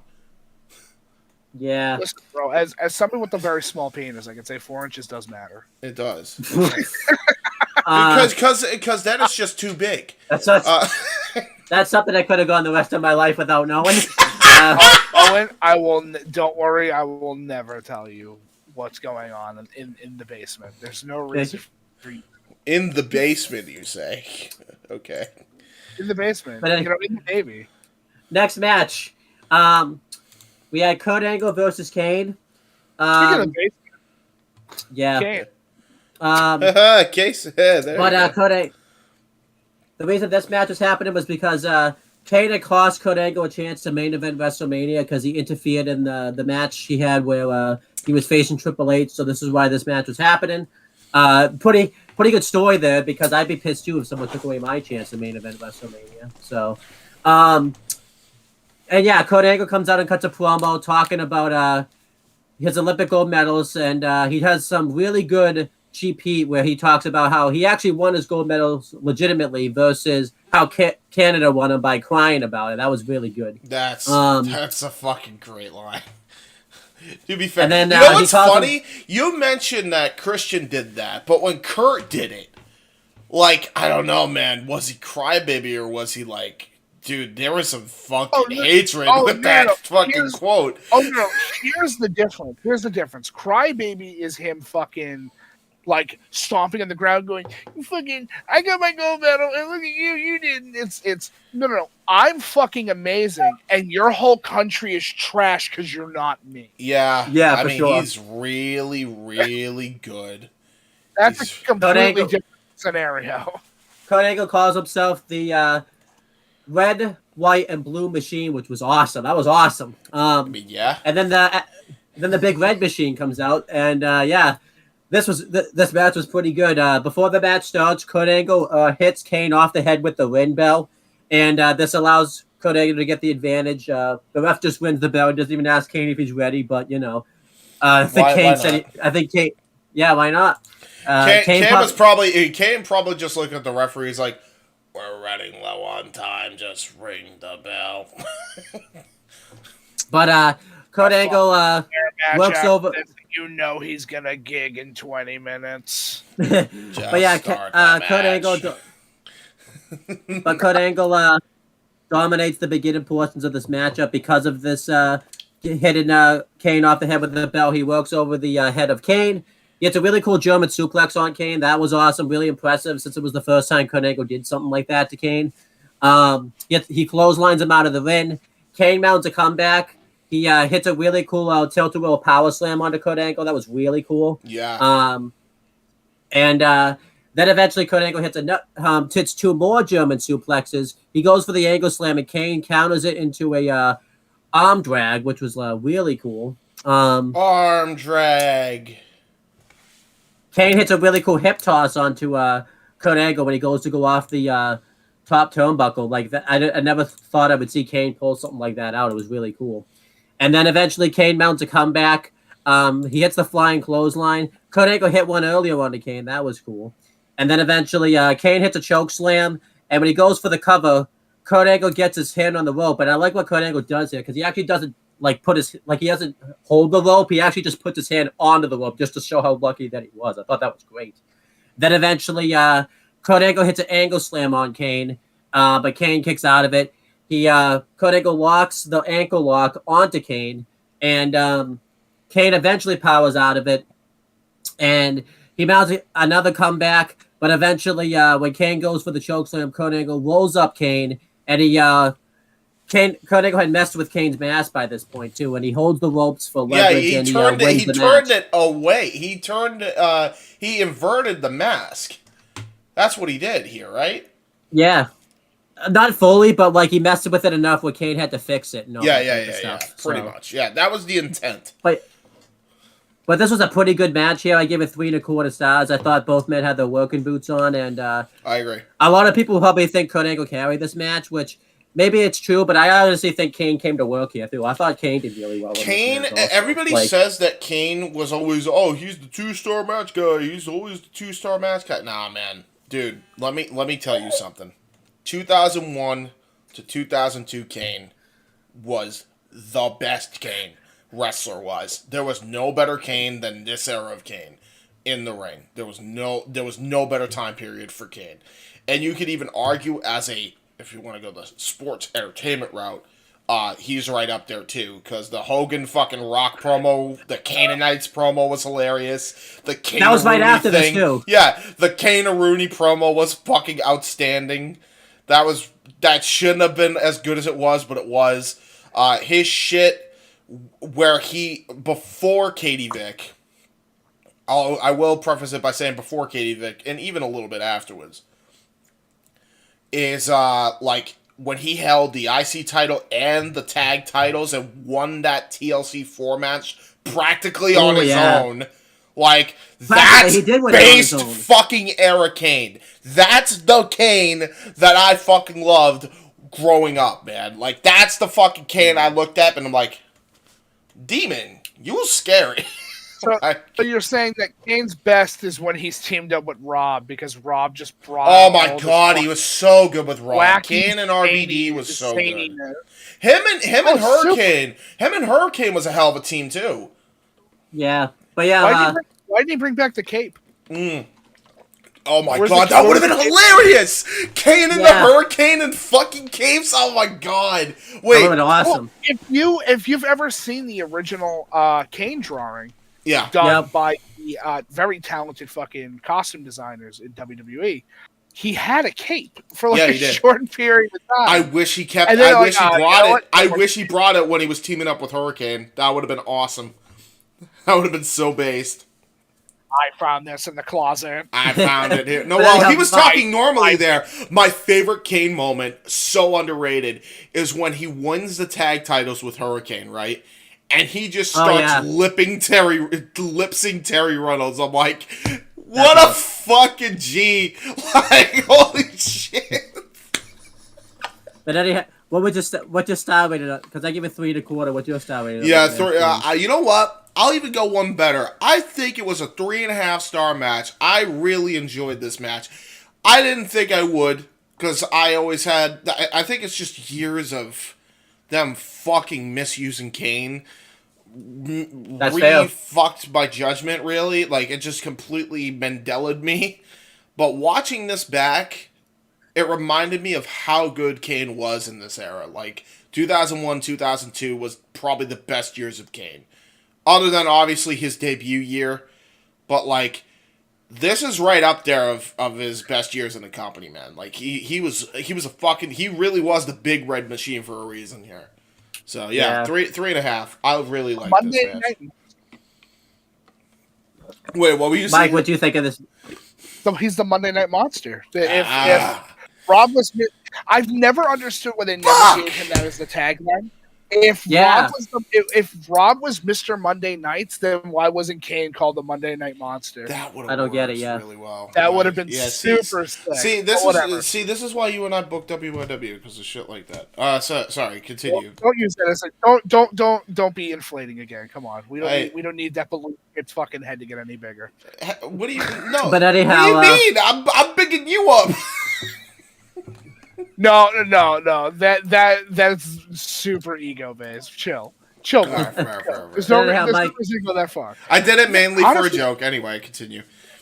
This thing's 3 3/4. I don't know why you guys are giving this thing super low. This thing is almost a 4-star match. It's super fucking good. All right, fuck it. Yeah, I agree. The more I talk about it, the more I like it. I'm with Mike. Here's the thing. This is peak Kurt at his. This is pre all the drugs, pre fucking him and Brock. This is him at his best. Yep. Yeah. Still had hair too. The "You Suck" chants started. They did. Next, is Kurt Angle Saitama? No, because he's not Mr. One Punch Man. He's One Slam. Yeah. He's Angle Slam. Oh, by the way, before we continue, I have to fucking mention this because this is so cool. So apparently, Pally's Calf just rated Kuzon on Twitch. That's cool. Congrats, brother. Congrats. I only mentioned that because I also put it in your promotional material. Hey, if this video gets 100 fucking likes, I'll give him a kiss. Nice. All right. Live on. I'll do it. All right. Anyway, as you were saying. Next, the Hurricane's backstage, and he's hiding from all the people so he can't lose the Hard Club bout, and he inadvertently ends up walking into the Godfather's hose. Did we cover the? We did somewhat cover it, but did we cover how Al was very mad that he couldn't get the Hurricane? We pretty much did cover that. Okay, yeah, because do we really give a shit? Do we really care that Al? I give a shit. He almost murdered Teddy Long. I'm pissed. But anyhow, Teddy, take my hand. We're gonna go, bro. Oh my god, is he just fucking Morty? Is he just Rick Sanchez? Like, Teddy. Teddy, we gotta go through the boxes, Morty. Teddy, we gotta get in the car, Teddy. Player, I don't want to get in the car. Get in the car, Teddy. Get in the car, Teddy. Teddy, get in the car. We need to go on an adventure. We're going on a boxing adventure. We're going to box to go fight the boxlings. We gotta fight the box. We gotta fight the box ghost, Teddy. Player, I don't want to. I'd rather be in a tag team match against the Undertaker. Well, too bad you're not gonna be in a tag team match with the Taker. Taker's too busy trying to fight an old man. Let's go. If you keep talking, I'm putting you in the Performance Center. That wasn't even a thing. No. That wasn't even a thing yet. I'm gonna put you in OVW or Deep South. Let's go. Get in. You're going to OS Dub. Old school wrestling podcast. Be careful. But anyhow, in this segment, the Godfather is. Oh my god! So yeah, he's hiding. Hurricane. Let me break this segment down. So Hurricane's hiding, and he's hiding. He just happens to find a locker room. He doesn't know what locker room it is. He just happens to find this locker room. So he hides behind dressers. Now, I want to just keep in mind, I want you all to keep in mind that this is where I'm skeptical, because he clearly sees there's women in this locker room, and yet he hides behind the fucking little dressing window to or whatever you call it, right? With a light in the background, wherever. And then these women come out, and it turns out they're the Godfather's hoes, right? For the night. And so one of the hoes goes, excuse me, just real quick, I don't know her name, I'll just call her Trinity or whatever. First off, as a simp, I would prefer if you didn't call them hoes. We would like to call them night workers, if you don't mind. Sex workers? Yeah. They are sex workers. They work sex, specifically, between Sex Avenue and Sex Street. Yeah. Hey, listen, the way I see it, whatever they want to be called is whatever they want to be called, and I call them that. If they want to be called a hoe, I'm calling them a hoe. You can't stop me. Anyway. So the hoe looks at one of the other hoes, and she's like, excuse me, you think these are too big? Like, full-on groping her tits. Like, that's all it is, right? And so... Yeah. Has a fucking broom... And he raises it up as if he's gonna hit somebody, right? But because he's behind this training room thing, or behind this little curtain, it looks like a boner.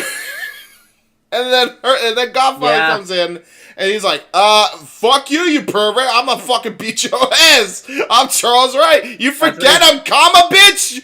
And he fucking runs out, and then he goes, you girls all right? You girls all right? He wants to make sure they're well taken. He legit says too, I want to make sure you guys are well taken care of too. I want to make sure no guy hurts you like that. Even though that he's a pimp. Which is which, by the way, it's hilarious because he's a pimp who completely doesn't act like a pimp. Like, he fucking, like, he really does, like, that's the truth, because Charles hates pimps. That's why he started the Godfather gimmick, because he hates pimps. And so what he did was, like, if pimping's gonna exist, I'm at least gonna redefine what it should mean. Instead of being an asshole to women, how about, okay, yeah, make money, but treat them with fucking respect? Like, that's true to life of Godfather. Know about you, bro, but I don't think I can take it seriously when the voodoo witch doctor Papa Shango's like, hold on, you can't talk to women like that. It's like, I'm sorry. Am I really hearing this from fucking Right to Censor Goodfather? Is that happening right now? Yeah. Oh fuck, he was that a year ago. Yeah. He was the Goodfather. I will always remember the Goodfather because that's hilarious. What a fucking nearsighted thing to give him. Yeah. But anyhow, this segment was funny. Also, boys, you may want to check the chat real quick. Oh, I did. Yeah, I did. It was really funny. Hurricane in the locker room. Nice. Wait, there's the chat and what, the Facebook chat? No, in the call chat that we're in. Oh, the call chat. Oh, now I gotta see because I have Hurricane inside the women's locker room. 14-year-old Mike. Yep. Ooh. Wait, hold on. What? Where is it? Wait, how do I get Mike? onto it? Oh, there it is. Okay, open chat. Yeah, sorry. Oh, okay. Oh no. Is that? Oh, this fucking meme. Okay, yep. Yeah. I got it. Nice! Anyhow, we have she did look nice, I must say. I'm just saying. Yeah. But anyhow, we have the next match. It's a no disqualification match. It's the Undertaker versus Ric Flair. This is the first match on the show where there's a ton of storyline behind it, so I'll start talking about it. And they aired a promo package, by the way. They aired a promo package. It's a miracle. They did. And it didn't have to come from a fucking shitty band. Yes. But yeah, Ric Flair had just returned to the company back in December. He came in as the co-owner of the WWF because apparently, even though I am the consortium, which means, Vince, you and I are partners. Woo! Yep, that's pretty much what it was. There you go. Idea to give penis pill Ric Flair fucking ability to control your. Hey, hang on, chill out. Listen, Space Mountain may have been old, but he wasn't Viscera. All right, he wasn't popping Viggies in the back with the boys. You know, he sells Viagra pills. Oh yeah, he sells them to Viscera. He doesn't take them unless he really needs to. He's too busy going. You want some Georgia lottery tickets? But anyhow, doing this, Ric Flair got himself involved in a feud with The Undertaker. Doing a match at No Way Out 2002, Undertaker was facing The Rock, and Ric Flair cost The Undertaker that match to keep the match fair because Undertaker was going to cheat to use a pipe, so Ric Flair tried to keep the match fair. Yes, Undertaker, well known for not cheating at WrestleMania ever. Never cheats. Never cheated at WrestleMania. But then I'm calling some bullshit. Anyway, continue. But Undertaker wanted to challenge Ric Flair to a match backstage, but Ric Flair didn't want to have that match because he felt like he had to run a company. So Undertaker had to take matters into his own hands. He tried to make it really personal with Ric Flair, and he beat up one of his best friends, Arn Anderson. And then he went to the. He stole Charlotte's teddy bear. And they made a whole fucking angle over the teddy bear. And then he lit the teddy bear on fire again.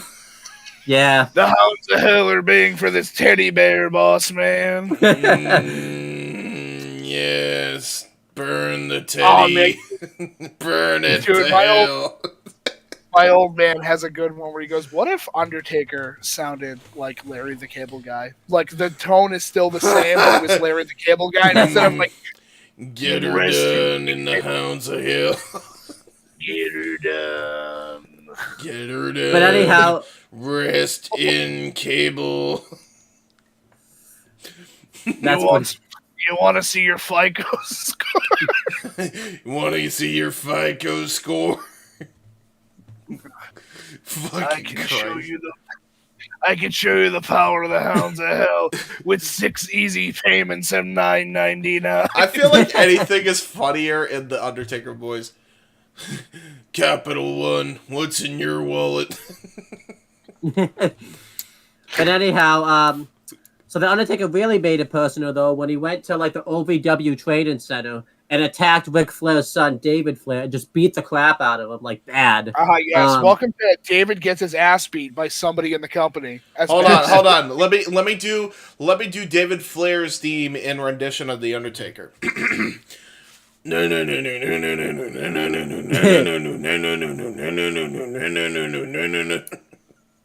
you go.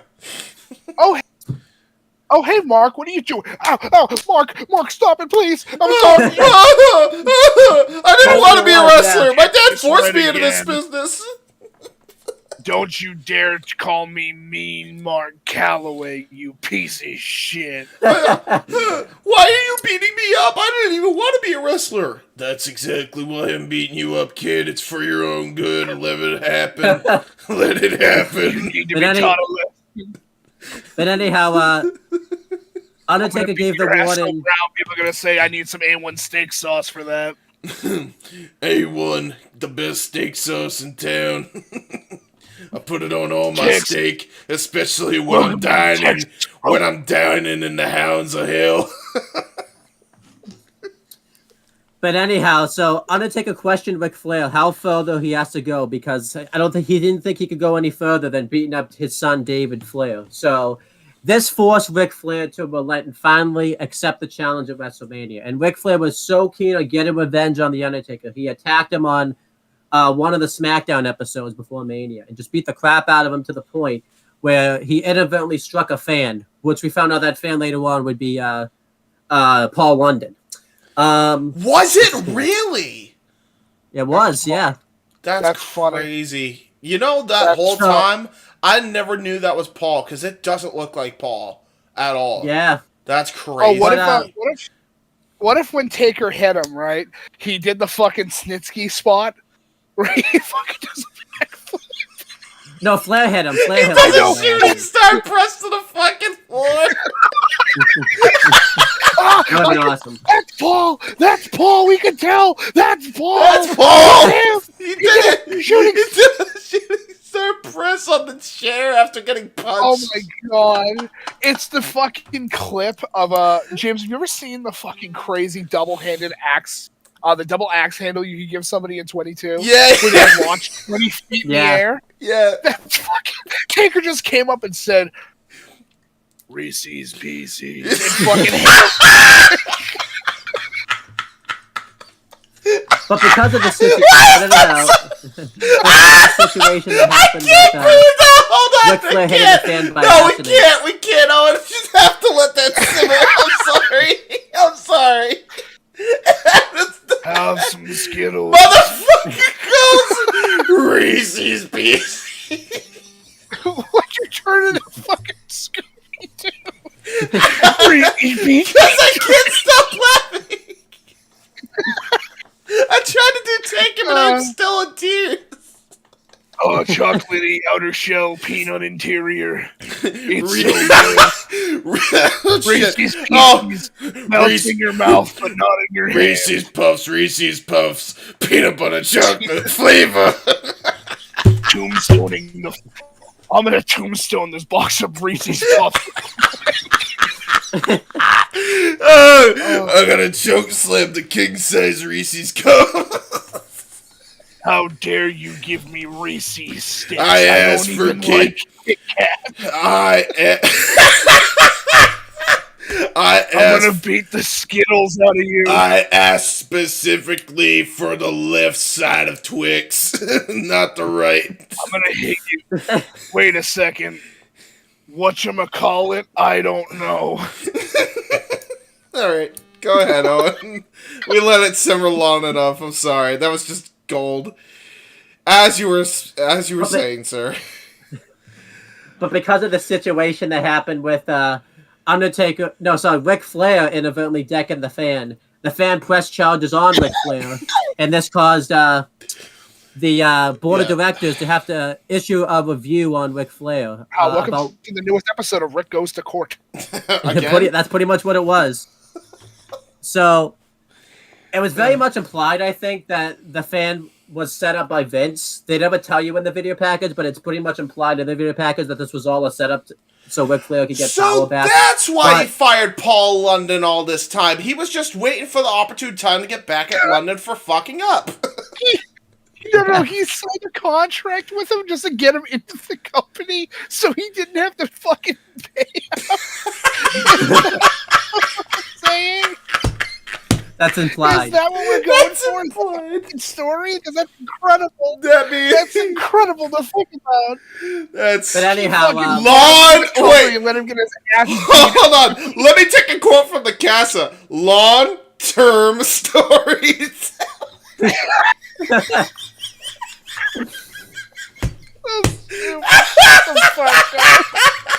Long term, So Rick came out of nowhere and punched the bejesus out of fucking Paul London, shooting star press style. I thought you were my son. But anyhow, holy fuck! So the board of holy fuck! Jesus Christ, Mike! I thought you were my son. Holy fuck! He's shooting hot. He's shooting fucking loud.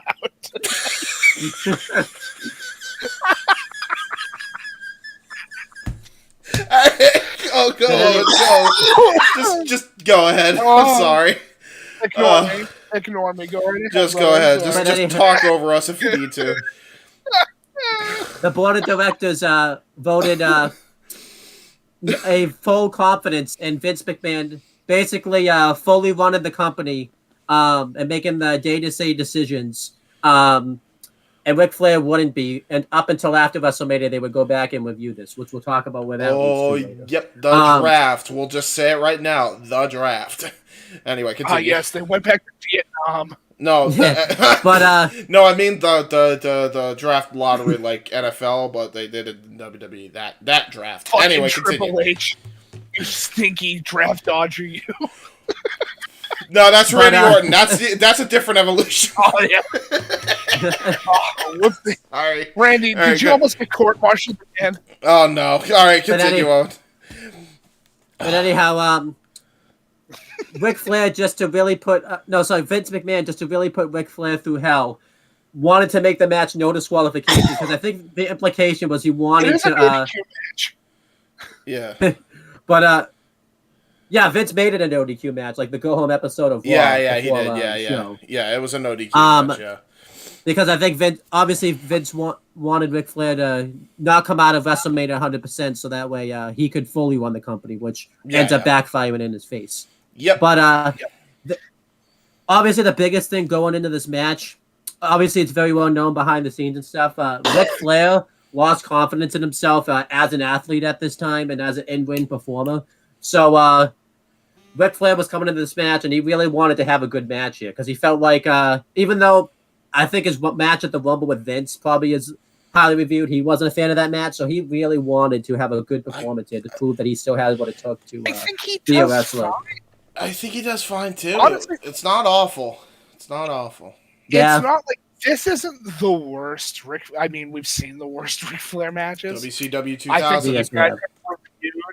I think you guys have reviewed the worst fucking Ric Flair matches. Mm-hmm. But here it's pretty like middle of the ground Flair. You can tell that he's not like motivated to do this. Yeah. He's still doubting himself here. It wouldn't be until Evolution where he gained his mojo back, I'm pretty sure. Yeah, because he's with fucking fucking Hunter because Hunter's just like, dude. Hey, Flair, you want to talk about that time that you fucking beat up Harley Race and stabbed him in the Yeah, exactly. Bigging him up. That's what he needed. But here's the thing, like, Flair, I'm shocked he didn't like that match with Vince. That's an all-time classic Rumble match. It really is. Not bad. Like, I don't understand. Like, he had a killer return match. Yeah, I don't know. But anyhow, going through the match starts. Ric Flair makes a beeline for the Undertaker, just really attacks him, lays into really good right hands. He tackles the Undertaker over the announcer's table and just starts beating the crap out of the Undertaker. He throws him into the ring. Eventually, Undertaker and Flair both start trading shots with each other. And Undertaker starts to take control of the match. Flair goes to go off the apron. Taker catches him, and he sends him spine first into the ring post.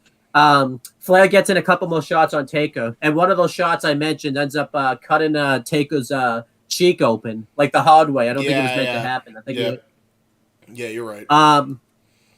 And then Undertaker then at this point just destroys Ric Flair for a while. I will be right back. So I just have to use the bathroom real quick. Yeah, go ahead. Yeah, that's fine. Undertaker obviously does his typical moves. He does the guillotine leg drop to Flair. He just destroys Ric Flair. He takes him to the timekeeper's area and just starts laying in shots on Flair. And obviously Ric Flair gets busted open from this. Undertaker hits a superplex onto Ric Flair. And the way Flair sells this is just really good. I thought the way Flair sold this was awesome. Undertaker hits a leg drop to the back of Flair's head. He goes for the cover. And Undertaker lifts his head up because he's not done punishing him. And I love the commentary of this match where this is obviously where JR and Ken aren't seeing eye to eye because of the face and heel rolls with each other. And Ken is just really laid into Flair, which is just really good. He's talking about how, Ric Flair should just stay down. Like, JR's begging for the match to be stopped.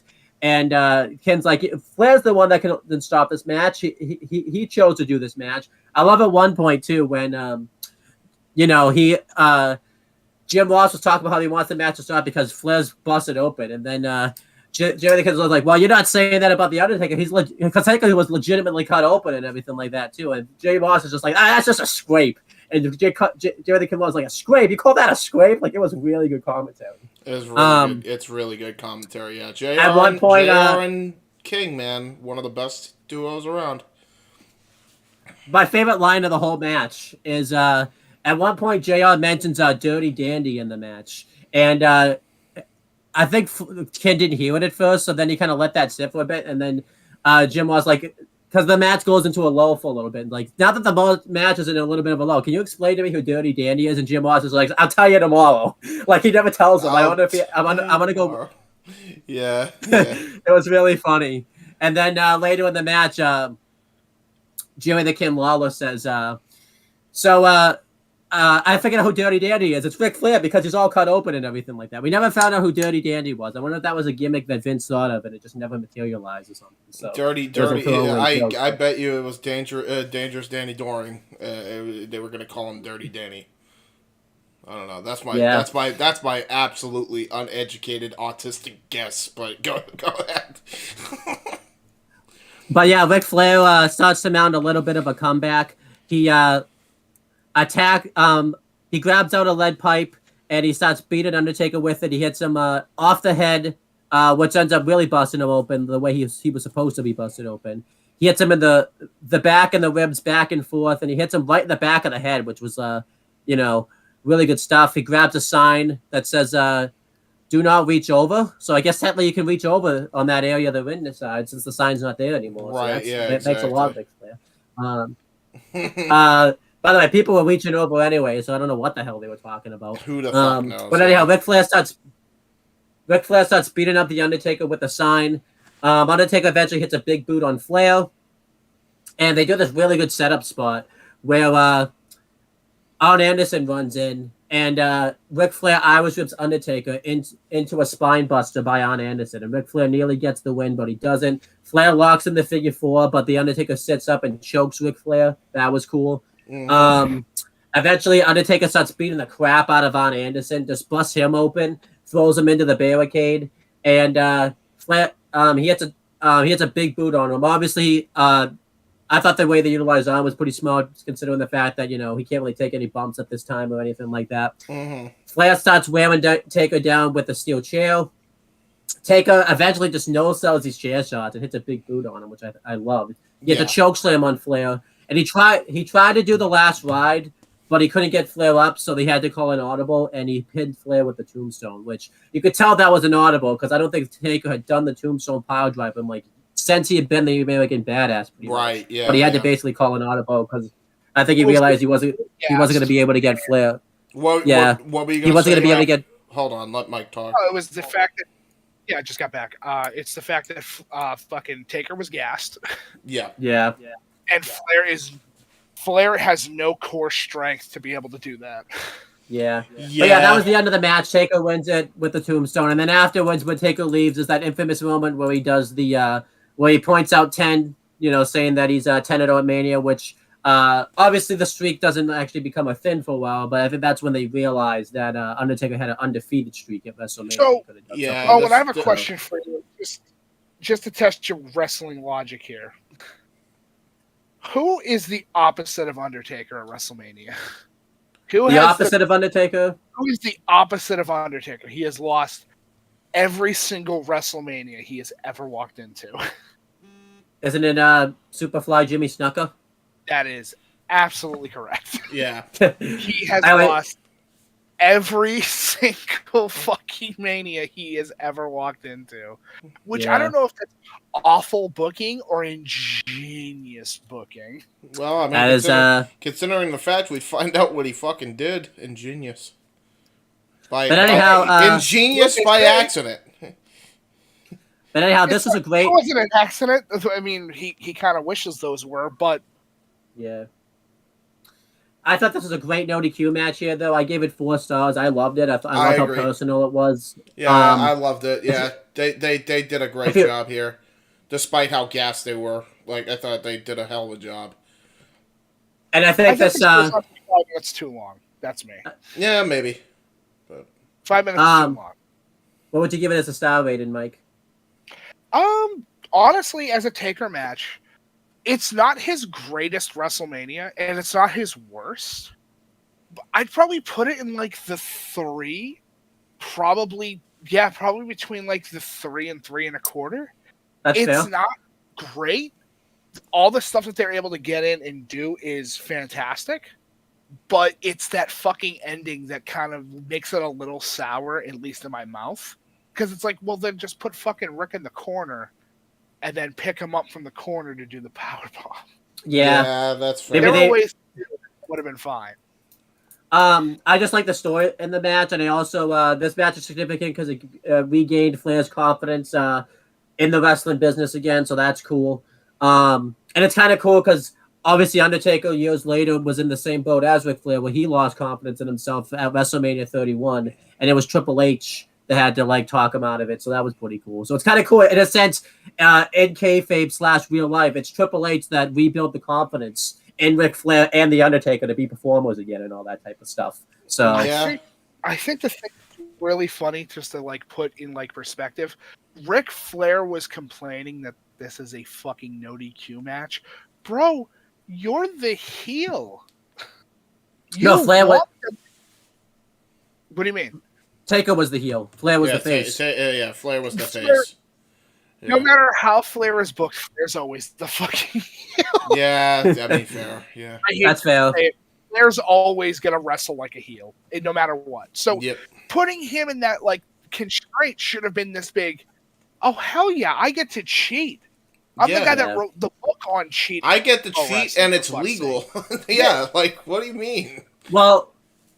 I think the reason Flair was complaining, by the way, Mike just pointed that out. It's actually Flair that uses all the no DQ stuff. Taker never uses a weapon in this match, at all, actually, if you think about it. Exactly. So, what's the problem? I think the reason the reason he was complaining about it was because Vince made it an ODQ match, and Flair realized the reason he was making it an ODQ match was because Vince was trying to get rid of Flair, so he realized that basically he was not going to come out of this show 100%. Or possibly not come out of this show at all, kayfabe, yeah, that made sense. I mean, yes, he was booked like a babyface. He wrestled like a heel, though. You know? Yes, and Flair always wrestles like a heel. But I wouldn't have been surprised if somebody said, okay, so Arn comes down, and helps Rick beat up Taker. And then fucking Zbyszko comes down and helps beat up Taker. Hell, Mongo McMichaels comes down and helps beat up Taker. Dude, a fucking Mongo spike would have popped that entire crowd. Holy shit. Yeah, that would be awesome. Oh, yeah. If they were to do that, I think that would have, like, Flair going in with a plan already, because that's what Flair does, no matter if he's face or heel. Flair always goes into a match with some facet of a plan or an idea that he's going to do. And giving him that extra leverage of, like, here's the difference between him and Taker. Taker doesn't really have any fucking allies in the company. Right. He doesn't really with people. So giving it to Flair, having this long history of people he's worked with, would have been probably really helpful for the long-term booking. Yeah. But I get it. It's like, you know, probably time was pressured, shit like that, but it's like, that would have been something else. Yeah, I agree. We've done career retrospectives before on everybody, so we don't need to do it again. Booker T gets interviewed. I really don't remember this interview, I have to be honest. Does anyone else remember this? I don't remember. Tell you what it is. It's just, Booker, are you prepared for your match against Edge tonight? No. Oh, no. Listen. I remember this interview very well because the story was holy fucking ludicrous. So, why don't you talk about this match and the story behind it then, James? Okay, so you want to know the story? Here's the story, right? So Michael Cole is interviewing Booker T. Michael Cole asks him. The first words out of his mouth are, Booker, you seem to be very jealous about Edge having the shampoo commercial in Japan. What are your thoughts on this match tonight and trying to get that sponsorship? Are you thinking if you win this match, you'll get that sponsorship in Japan? Booker T is literally pissed, and he says, "Oh no, damn right I am. I got you. I can do Booker if you want. Yeah, please. Yeah, let Mike do Booker. You go as him. I'll go as Booker. You ready? Okay, I'm Michael Cole. Proper. Okay, go. Booker, earlier on today, we heard that Edge got a sponsorship deal in Japan, or earlier this week, we heard that Edge got a sponsorship deal in Japan, and you were really not happy about this. In fact, you thought you had the better hair than Edge. What are your thoughts on this match tonight, and do you think if you win this match, you'll actually get the sponsorship in Japan? Sucker. Wait, what'd you say? Shucky ducky quack quack sucker. Oh. Quack quack shucky ducky. I mean, sucker. Yeah. Sucker shucky ducky. Yeah. Can you dig it? Yeah. Sucker. I know. Like, you don't even need to know what I'm saying to know that what I'm probably saying is relatively close to what he's saying. Yeah, pretty much. James, I'm just gonna say you look so disappointed. I bet you thought you were gonna have like a back and forth impression, word for word, what the second was gonna be. And then he brought up Shucky Ducky, and I just had PTSD back to 2015 WWE. I cannot believe those bamboozles on that woman. Oh my giddy goodness! I cannot believe it. Wait, now we're at TNA Impact 2009. Oh, I can't believe them. I can't believe those badongadongs on that woman. I'm Black Snow. I'm not Booker T. Booker T isn't here. I'm Black Snow. And then comes Black Rain. You want to see my pet rat? Oh, that's Black Rain. Do you know what it is? That this is Pet Rat and that's Black Rain.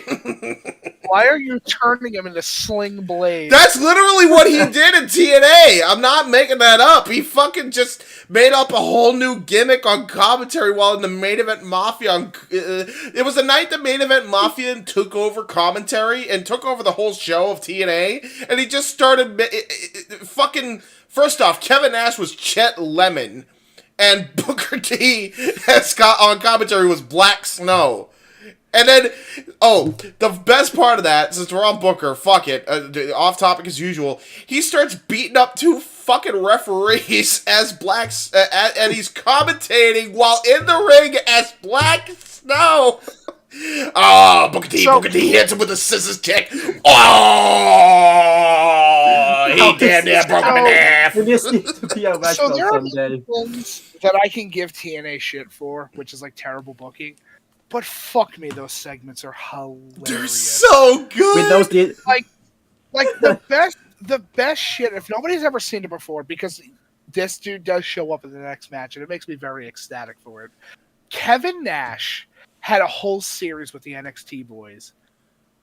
Not the NXT, the X Division boys, yes. And it was something else. I think you're on steroids. He's so good. But What is this? Kevin Nash is this testosterone? What is this, huh? The juice, huh? What are you, Barry Bonds? Kevin Nash. What the fuck are you talking about? Kevin Nash is one of the most underratedly funny motherfuckers in wrestling. Like, seriously, you can put this guy in a comedy club, he'll have the whole room laughing. Oh, dude, I mean, I'm excited for the movie review. I told Nikos, I'm like, we have to review more movies that Kevin Nash just happens Oh my to be god, in. yes. Because most of the time, they're super fucking funny. Yeah, of course. anyhow, though, Jay, take us through that Booker T interview. Well, you don't have to take us to the interview. What that was it. What do you mean? Shampoo. That was it. It was over Red a shampoo commercial in Japan that they were fighting over. By the way, doesn't exist. They lied. But it just flat out lied. There's no Japanese commercial in Japan for hair product. None. I will say one thing: this match was meant to be a hair versus hair match, but Booker T was going to lose, and he wasn't ready to cut his hair at this time because he was just starting to grow it out. So that's why it wasn't a hair versus hair match. Can you imagine the bald faction of Bald? Dude, bald Edge, bald. It's bald Edge, bald Booker, and bald Angle. No, and then there's bald fucking Big Show. The main event, the main event, Balfia. Oh, I can't believe it's the Ballers. We ballin'. Yeah. We baldin'. Straight up baldin'. We baldin'. Straight up baldin'. What are you talking about? It's the ball. It's the Baldies! Yeah! It's the Baldies! Yo, where's the new Legacy boy that made the Baldies team, man? He'd be ecstatic. Anyway. But anyhow, going through the match itself, the match is pretty good. I think the fact that they're fighting over a shampoo commercial makes it goofy. Somebody in the crowd had a sign that said, "These two men are fighting over shampoo," which was hilarious. Immediately. You sounded very enamored there. Yeah, they did though. But yeah, Booker T and Edge have a match. Edge dominates the beginning portions of this matchup, and then eventually Booker T takes over. And he why am I hearing myself? I don't know, probably from Mike. Just continue. It's fine. Was it me? Yeah, I thought it was. Yeah, don't be too close to your mic. Continue. But anyhow, yeah, Booker T takes control. He hits a really cool axe kick onto Edge. I thought that was awesome. Eventually, Edge mounts a comeback. He hits the reverse DDT on the Booker T and doesn't get the win. Booker T hits the scissors kick and Edge kicks out. And then eventually Edge hits a spear and Booker T kicks out of that, which made sense because the spear wasn't Edge's finisher at the time. And then eventually Edge wins the match with the execution. Despite the goofiness of the match itself, I thought the in-ring components were good enough. I gave it 3. It's a really good match between Booker and Edge, who are world-class athletes. What a shock! So I gave it 3 stars. I thought it was good stuff. It was really good. Yeah, I enjoyed it. I'd rate it 3.25 just because they were able to just have a great match despite the goofy fucking backstory to it. Like, that was obviously a lie. And by the way, this wouldn't be the only time where Edge would have a great feud or a decent few matches with a guy over a really stupid reason. Do you know the reason Edge and Eddie fought on SmackDown to start the SmackDown 6 angle? I'm pretty sure that I remember when I did the research, but you'll have to remind me. I will just straight up say it. Ready?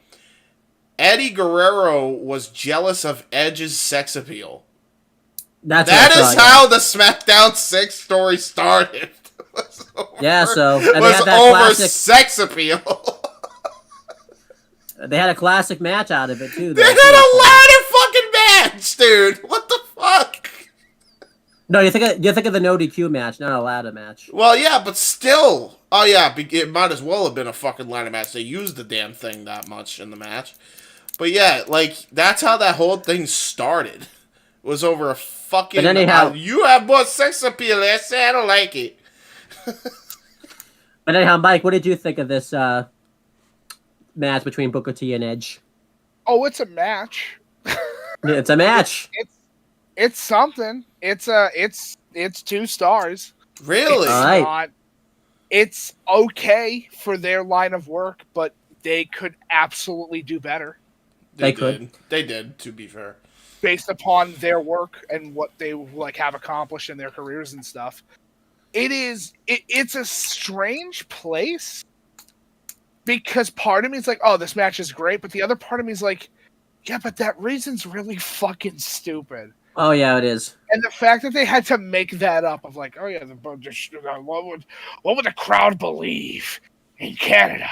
Shampoo commercials in Japan. It's like, all right. What? I'm sorry, what? Yeah. I'm sorry. You know what gets you over? Shampoo. You know what gets you over your hair? Let's do a gimmick where you guys are feuding over shampoo. Tell me what type of product you use. Why is your skin so soft? All right, Vince. I'm gonna go back to the locker room. You have a good night. I'm too much shit. Next, he's starting the cocaine again. Get it away from him. Next, Hurricane's backstage again, and he gets interviewed by Jonathan Coachman. He gets much play this night. It's crazy. I know. Jonathan Coachman asked the Hurricane why he was in the Godfather's host locker room. That wasn't very superhero thing for him to do. And the Godfather says, I wasn't even trying to go in there. I was just trying to get away with my title. What's up with that? And then I am not. Hold on. I am not a hurra perv. A hurra perv. Yeah, that was funny. What I am is the hurra hardcore champion 24/7. And then Mighty Molly comes out from behind and says, quick, to the hurra cycle. And fucking he goes, and how? And he spins around. And then bonk! Mighty Molly hits him in the back of the head with the fucking bedpan. Like, practically just disgustingly. You hear the sound and everything. 1, 2, 3, Mighty Molly has the belt now. Runs away. Yeah. What a bitch. She's the new hardcore champion now. More on this later. Yeah. And we've done career retrospectives before on Mighty Molly. So thank God. Then we had the next match. It was Stone Cold Steve Austin versus Scott Hall with Kevin Nash ringside. The reason for this match was because a month ago, when the reason for this match is quite simple. Let me explain. So, the NWO come back, and the NWO are like, hey, we're glad to be back in the WWE, and immediately babyface them to Vince. But then they turn heel, and then they're pretty cool. And they're having a good little run for a few weeks. And then Rock gets hit by a fucking semi onto the ambulance. Rock comes back absolutely fine the following week. And before that happens, SmackDown happens. And the NWO are cutting a promo. And Stone Cold runs through the set with a fucking truck. And chases the NWO off to the back because they know they about to get an ass whooping of a lifetime. And so Austin, being the rattlesnake he is writing what everywhere. All the way to a segment where Hogan, Nash, and Hall go to the fucking back and they see this fucking their limo spray painted like NWO style. And Hogan goes, what? And then it pans over and it just says what?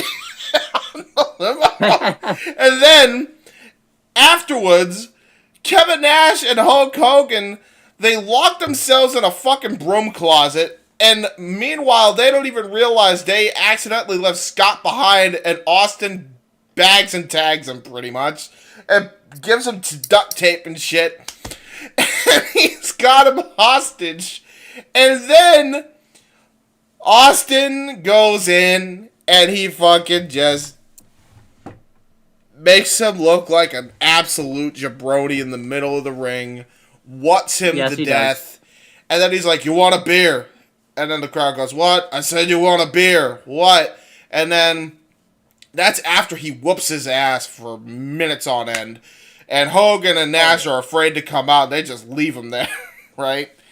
Or, oh no, they don't leave him there. They're locked in the closet.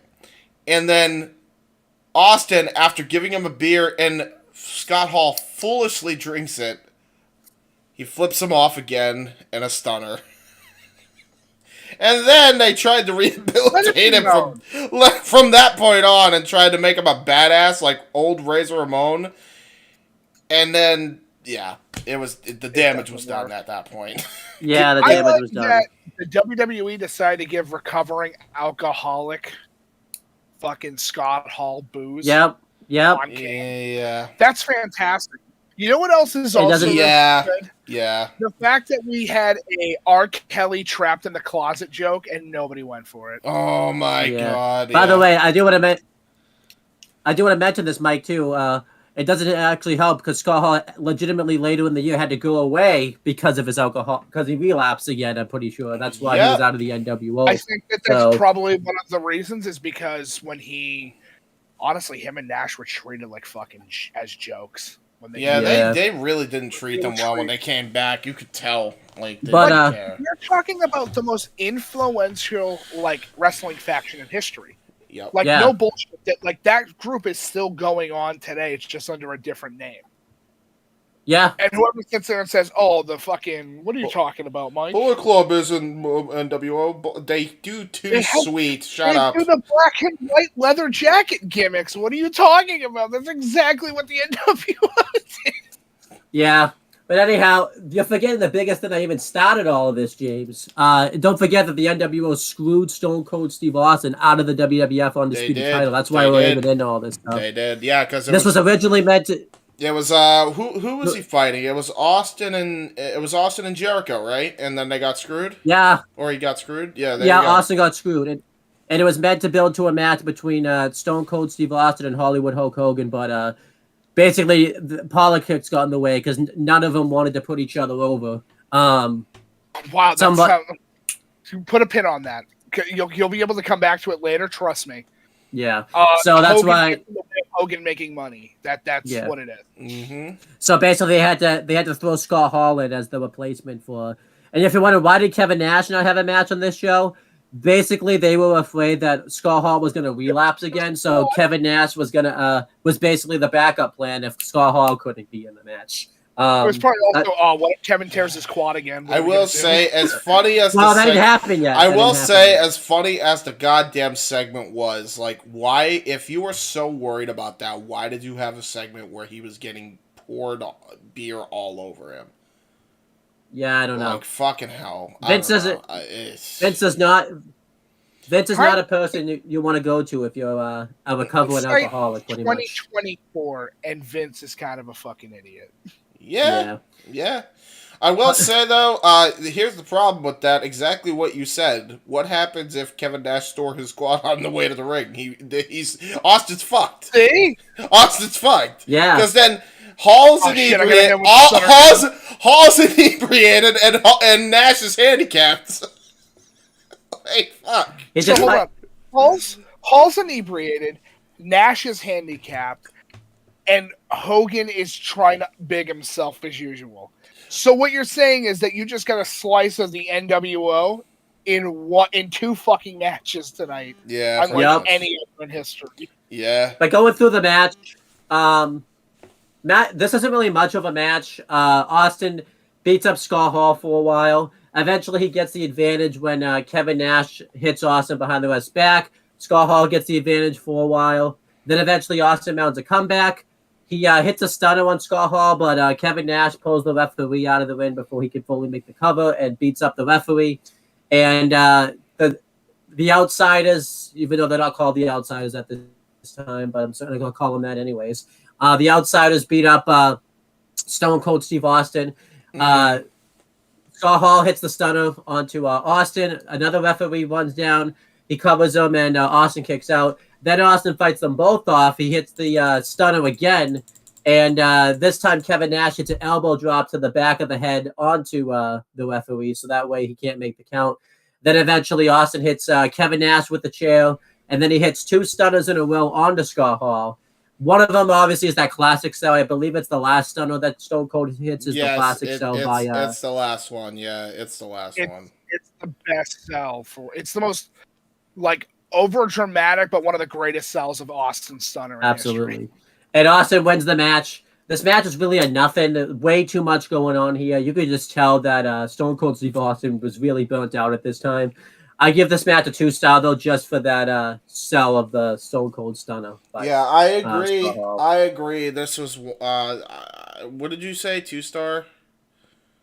Yeah, just for the stunner sell. Yeah, I give it a 1.5 only because of the crowd pop and the stunner. That was it. What do you Mike? I give it like a 1.5. Yeah, it's not great. It's really not. It's not. It's not bad. It's just it's not. It's great. not Scott wrestling like Scott. It's Scott wrestling. He's a recovering alcoholic. Yeah, pretty much. Yeah, and it sucks because he was one of the best big men in the business, man. Like, it's just such a shame what happened to him. And both major companies fucked him over with his alcoholism, man. Like, what the fuck? Yeah. Jesus Christ. And that wouldn't be the only one. It would also happen with fucking goddamn Jake the Snake and everybody. Like, it just sucked. It just... Yeah. What the fuck, man? But, unfortunately, you could just tell Austin was burnt out because Austin wouldn't show back up on the product for like 2 weeks. He basically took his ball and went home for 2 weeks, and then came back right after the Brandon section. Yeah, and then he took his ball. What he did was actually, so he was there for because they did a 6-man. I think they did a 6-man tag, right? Because I believe, correct me if I'm wrong. Who was the NWO in the 6-man? Because I know it was, or was it a 2-on-3 handicap match, basically? Because I remember it was Austin, Hogan, and The Rock versus Hall and Nash, and I thought it was 6 or X-Pac, but I don't remember. I think you're thinking of Kane Rock and. You're right. Yeah, you're right. Yeah, so Hogan. He was gone. He was gone. Yeah. Yep. For 2 weeks. Yeah, and then he was gone completely. Next, it showed footage from WrestleMania WWF Access. Really cool stuff. You could meet all the wrestlers, and you could commentate one of the matches. One of the matches that looks like you could commentate was the undisputed WWF Championship match between Chris Jericho and Stone Cold Steve Austin. And Taz was really good here because one of the guys actually looked like he was really good behind the booth, and Taz says like, "Oh, that guy was even better than Cole right there." Like you could just tell Taz just easily. He has like a nice, easy transition behind the booth. The biggest, most wireless thing that you could do at Access that year, though, is legit. This is not. I'm not joking. This was a thing. They basically made a statue of Stacy Keibler's ass that you can touch and grope however you would like. This it was really, really, really like odd. I don't know. And listen. I don't know. Maybe Stacy likes this. I don't know if she really did. Because the way she acted about it, she really didn't like it. It really seemed to make her... It's almost like... You know how everybody thought Marina Joyce was kidnapped? It's kind of like that with Stacy Keibler about everybody grabbing her made statued ass. Yeah. This is. What did you think of this? What did you think of seeing footage of WrestleMania Access, Mike, from WrestleMania 18? It's something. Something. Yeah. It's okay. So here's the thing. As a kid, that probably would be the coolest thing ever to be a part of. Yeah. As a grown-ass adult, watching people go do commentary at an event like that, that's really fucking dorky. Well, I mean, this is coming. The sad thing is, I'd probably do that with Noah. James, you do that now, except you put it up on YouTube. Yeah, pretty much.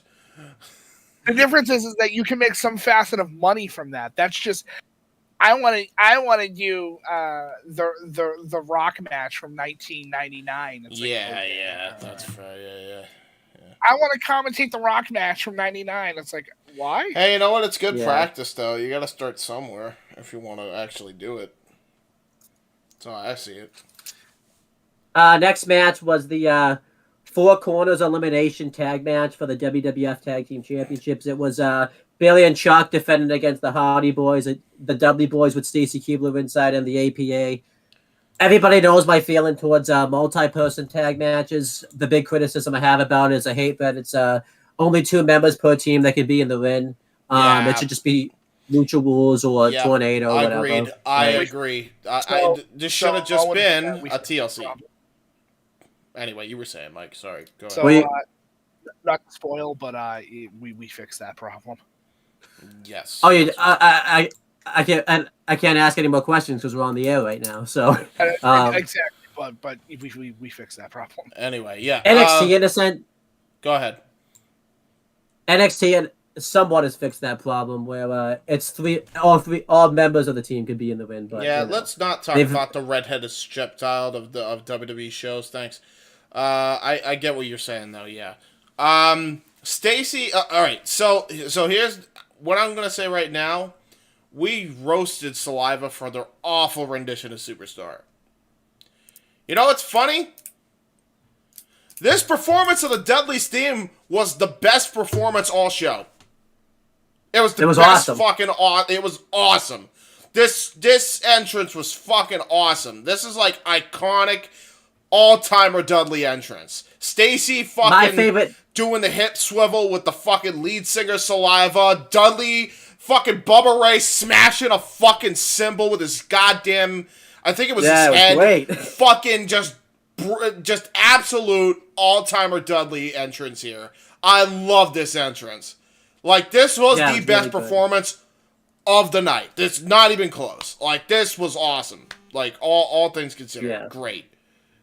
Like, going through the match. Wait, real quick, Mike, what did you think of the entrance? It's good. I agree. It's a classic. You know. There you go. Good man. Going through the match, Bradshaw and I believe it's Chuck start the match, and the APA just dominates Billy and Chuck for a while. Eventually, Billy and Chuck get the heat on Farouk, and they dominate him for a bit. Eventually, Bradshaw gets the hot tag, and he starts going off on him, and then the match just breaks down into a bunch of chaos, and everybody just kind of starts doing whatever they want, and because it's no DQ, the ref can't really throw the match out or anything like that. Which is why it's so dumb that there's any rules to begin with, and they have to be in their corners, but yeah, continue. Eventually, the Dudleys hit a 3D onto Bradshaw. After Bradshaw hit the clothesline from hell onto Billy or Chuck, I forget which one, because they both kind of look the same at this time since they have the blonde hair and stuff going for them. And they eliminate the APA. And during this, I believe Bubba set up a table on the outside, and that comes into use later. The Dudley Boys then dominate the Hardy Boys. By the way, this should show something, by the way, that if you remember, you wouldn't even believed it. The Hardy Boys had their feud at this time in 2001, the first of the failed feuds in WWE. You could tell that feud failed miserably because they're just back together here at WrestleMania 18. Did they have like an actual feud, or was it like? Because I because remember they had a series of matches together. Remember there was that feud? Because remember it was that match in Vengeance 01 where Lita was the guest referee. It was a full on feud. It was meant to be a breakup of the Hardys. I know that. I'm just like, but that was Vengeance 01. This is WrestleMania. Like, this is way before Vengeance. This is like 3 or 4 this months WrestleMania before 18. Vengeance. Yeah, are you talking Vengeance, about? Oh, you're talking about Vengeance 01, not Vengeance 02. I'm sorry, I'm stupid. Yeah. Yeah, you're right. You haven't said Vengeance. You haven't said Vengeance 01 too. Like. Yeah. Sorry, I'm a derp. Yeah, but anyhow, the Dudleys get the heat on the Hardys for a while. Really good tag stuff here that the Dudleys were doing to the Hardys. And then Jeff Hardy gets the hot tag. He hits some really good double team moves with his brother, Poetry Emotions, Whisper in the Winds, and moonsaults and everything like that. Eventually, one of the he hits the Matt Hardy hits the Twist of Fate, and Jeff Hardy hits the Swanton on Devon Dudley, eliminating the Dudleys, and then it's down to the Hardys. You're missing a whole key thing in this match, though. You glossed over a little spot here. So Stacy tries to distract them from getting any momentum by showing her ace, her cheeks, doing the cheeks finisher from WrestleMania 19, and showing her the cheekies. Yeah, showing her behind, and Jeff just mocks her, right, by doing the little hip swivel, and then he fucking slaps her ass like full on as hard as he could, like he was delivering a knife edge chop, then lipses her and shoves her down to the apron, because nothing screams Team Extreme more like a sexual assault and abuse case. The reason I forgot about this is because of Jerry the Kid's lawless commentary afterwards. That's Jerry probably the why Kid law. Yeah, you probably. That's my new. Probably just wanted to forget about it. Yeah, but anyhow, that's the end of the Dudleys after that elimination, because that happens shortly after this, and then it's down to Billy and Chuck versus the Hardys. Jeff Hardy ends up going through. No, actually, I even missed. Devon Dudley goes through the table because Jeff pushes him off. I always think it's Jeff that goes through the table because typically he does, but he actually doesn't go through a table this time. And the Hardys have the match won. Jeff Hardy hits the Twist of Fate into the Swanton Bomb. However, Billy Gunn distracts the referee. It's really weird because he gets called the one Billy Gunn as if they brought that gimmick back, but he wasn't even in that gimmick anymore. Like Jimmy the Kid Lawler kept calling him that and stuff. And then he hits the Fame Master behind the referee's back, and Hardy kicks out of that. But then Billy Gunn behind the ref's back for some reason hits Jeff Hardy off the skull with the tag titles. And then Chuck gets the cover, and Billy and Chuck retain the tag titles. I thought this was a good tag match. You know me, James. I like tag matches, so I give it 3 stars. The only thing that hurts the match is I thought it went a little too long. Obviously, the rules hurt the match for me, and I didn't really understand why they had Billy and Chuck win. This really should have been the Hardys win here. I think they deserve the tag. Because we gotta do the wedding gimmick at some point. Yeah, but they were on SmackDown by then. They weren't even. There was no. They weren't even the tag team champions by then. Think about it. Listen, bro, it's a build-up. It's like, look, we won a WrestleMania together. Look at the photo album. Hey, if you want to justify it that way, that's fine. That's not going to be the Hardys should have won the tag title. It's the only thing my brain could come up with as a reason to why. Yeah. But anyhow, Mike, what did you think of this Four Corners tag title match here? It's not great. No. It's not great. There's some stuff that's really good. Like, obviously, everybody hits their shit and everybody gets over to some extent. But it's not. It's not great. The best. Like, other than the fucking. Yeah, the APA is in this, right? That randomly just show up and eliminate Devon. Yeah. That no, they get eliminated. Yeah, they get eliminated. Oh, they get eliminated first by the Dudleys, and then the Hardys get eliminated. Yeah. Yeah, what a waste. Yeah, it was. Of the AP. Dude, why didn't you just do a fucking hardcore match or a TLC match with these 4 teams? It would have been way better. Honestly, it would have been better as a hardcore match. Didn't they set up a table on the outside already? They did, yeah. Billy Gunn's a former hardcore. Billy Gunn, Bradshaw, are former hardcore champions by this point. So is fucking Jeff Hardy like 17 times over. You're telling me you couldn't have gotten that gimmick over with this shit? Yeah. Come on now. The thing that I do want to bring up, and I feel like nobody really talks about it. Go ahead. Is fucking Hardy hitting the Twist of Fate. With Bubba. That thing is disgustingly fast. Yeah, it's fucking ridiculous. He hits that so quickly, dude. Like, he pulls the trigger. That's it. Done. Match is over. It's like, I'm sorry. where's the rest of the match that I was where's the rest of the fucking bullshit? Dude, it was like instead of Twist of Fate, he went Twist of Fate. Like fucking. What's the guy from Family Odd Parents? No, okay. He did a Street Fighter fucking light attack. Yeah. Which just turned out wrong input. No, he hit the EX Twist of Fate. That's what it was. He hit the EX Twist of Fate. Yeah. There you go. What would you guys give this match? Just like a star rating? It's a 3. It's fine. Yeah, it's a 3. It's not bad. It's a 3. I agree with you. I think we talked about it though. It's like a low 3-star match. We've been talking about 3-star matches. This is a low 3-star match. Yeah. I don't know, like fantastic. It does its job of like, hey, this is like a little filler. It's just something to throw in there as like a little extra, but it really doesn't do anything. It's just kind of there. Yeah. Next, the Outsiders / Scottaholic Kevin Nash. I just call them the Outsiders here because they were the Outsiders in WCW. I know they're technically not the Outsiders here, but that's what I'm calling them. They're backstage. No. You gotta call them by their appropriate name now. They're the Insiders.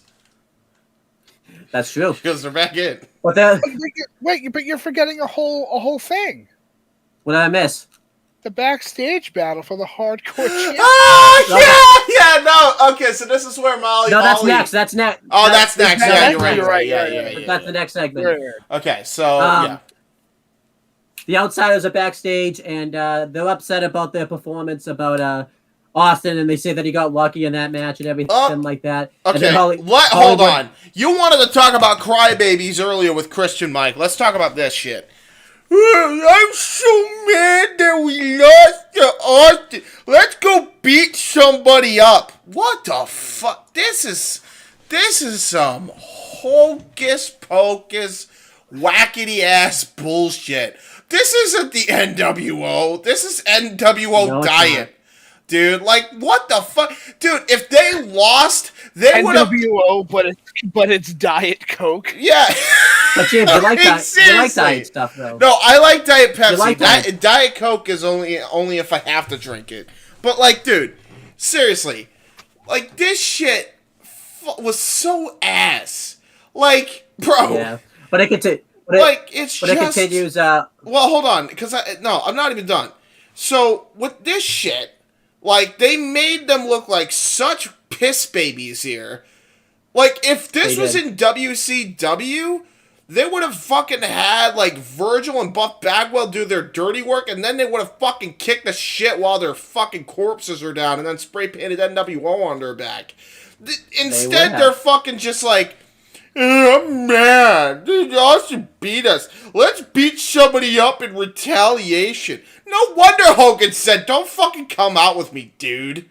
Like, Jesus Christ. Yeah. Like, I don't defend Hogan on much at all. But I don't blame him here, man. What a piss baby fucking attitude, man. This isn't about them. I agree. I agree. Even though we lost the match. What are we gonna do?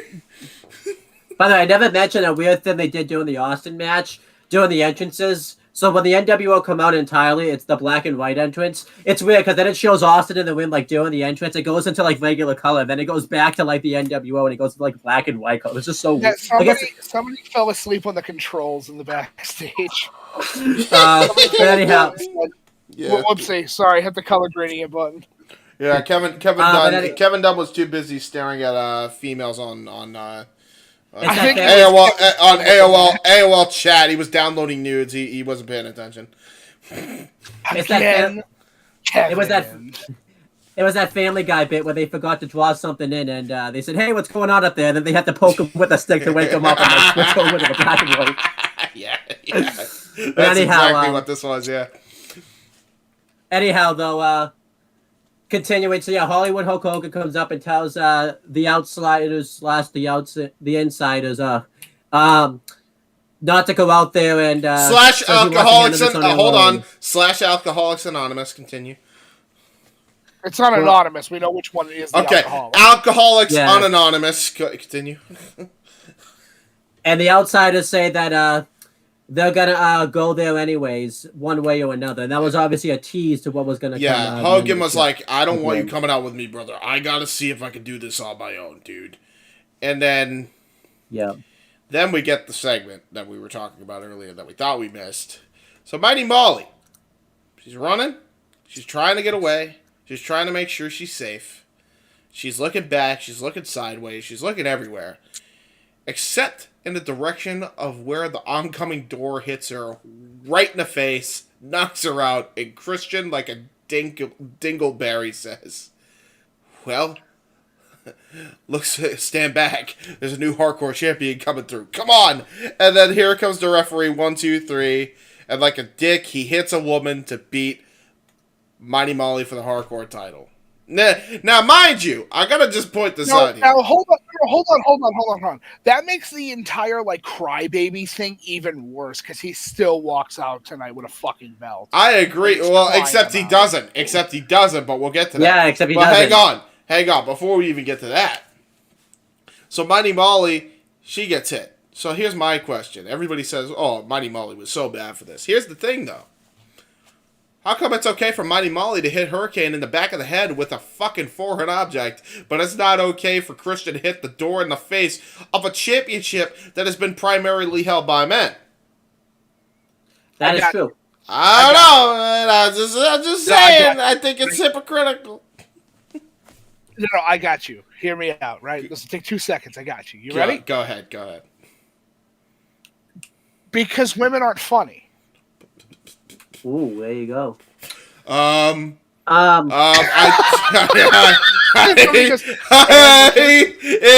stay on the comment K. I'm joking. Okay. I mean, it's a joke. It's a joke, It's people. a joke. It's a joke. Not real. Guys, it's a joke. It's not real. Don't worry. It's not real. Wrestling's not real. Wrestling isn't real. It's okay. Pro wrestling's not real. It's fine. What the hell did you say? No, it's just I semi-agree with your point. But you're telling me this shit's fake. You're telling me I've been an undead soldier for this entire time, and you're telling me this shit's fake. You're telling me I painted my nails for no reason. You're telling me I had a dead tattoo. I had a teardrop tattoo from all my dead homies for no reason. Wait a minute. Hold on. Wait a second. I have kids. What? You guys should have done Vader for that one because Vader was a better show when. No. If it's Vader, Vader would just be like. Vader would just be like, "You're telling me this is fake? Ah! I'm a fat piece of shit." What did you say? The interview that he cut when the interview? I did. Yeah. You mean the interview that got him arrested in Kuwait? Yeah.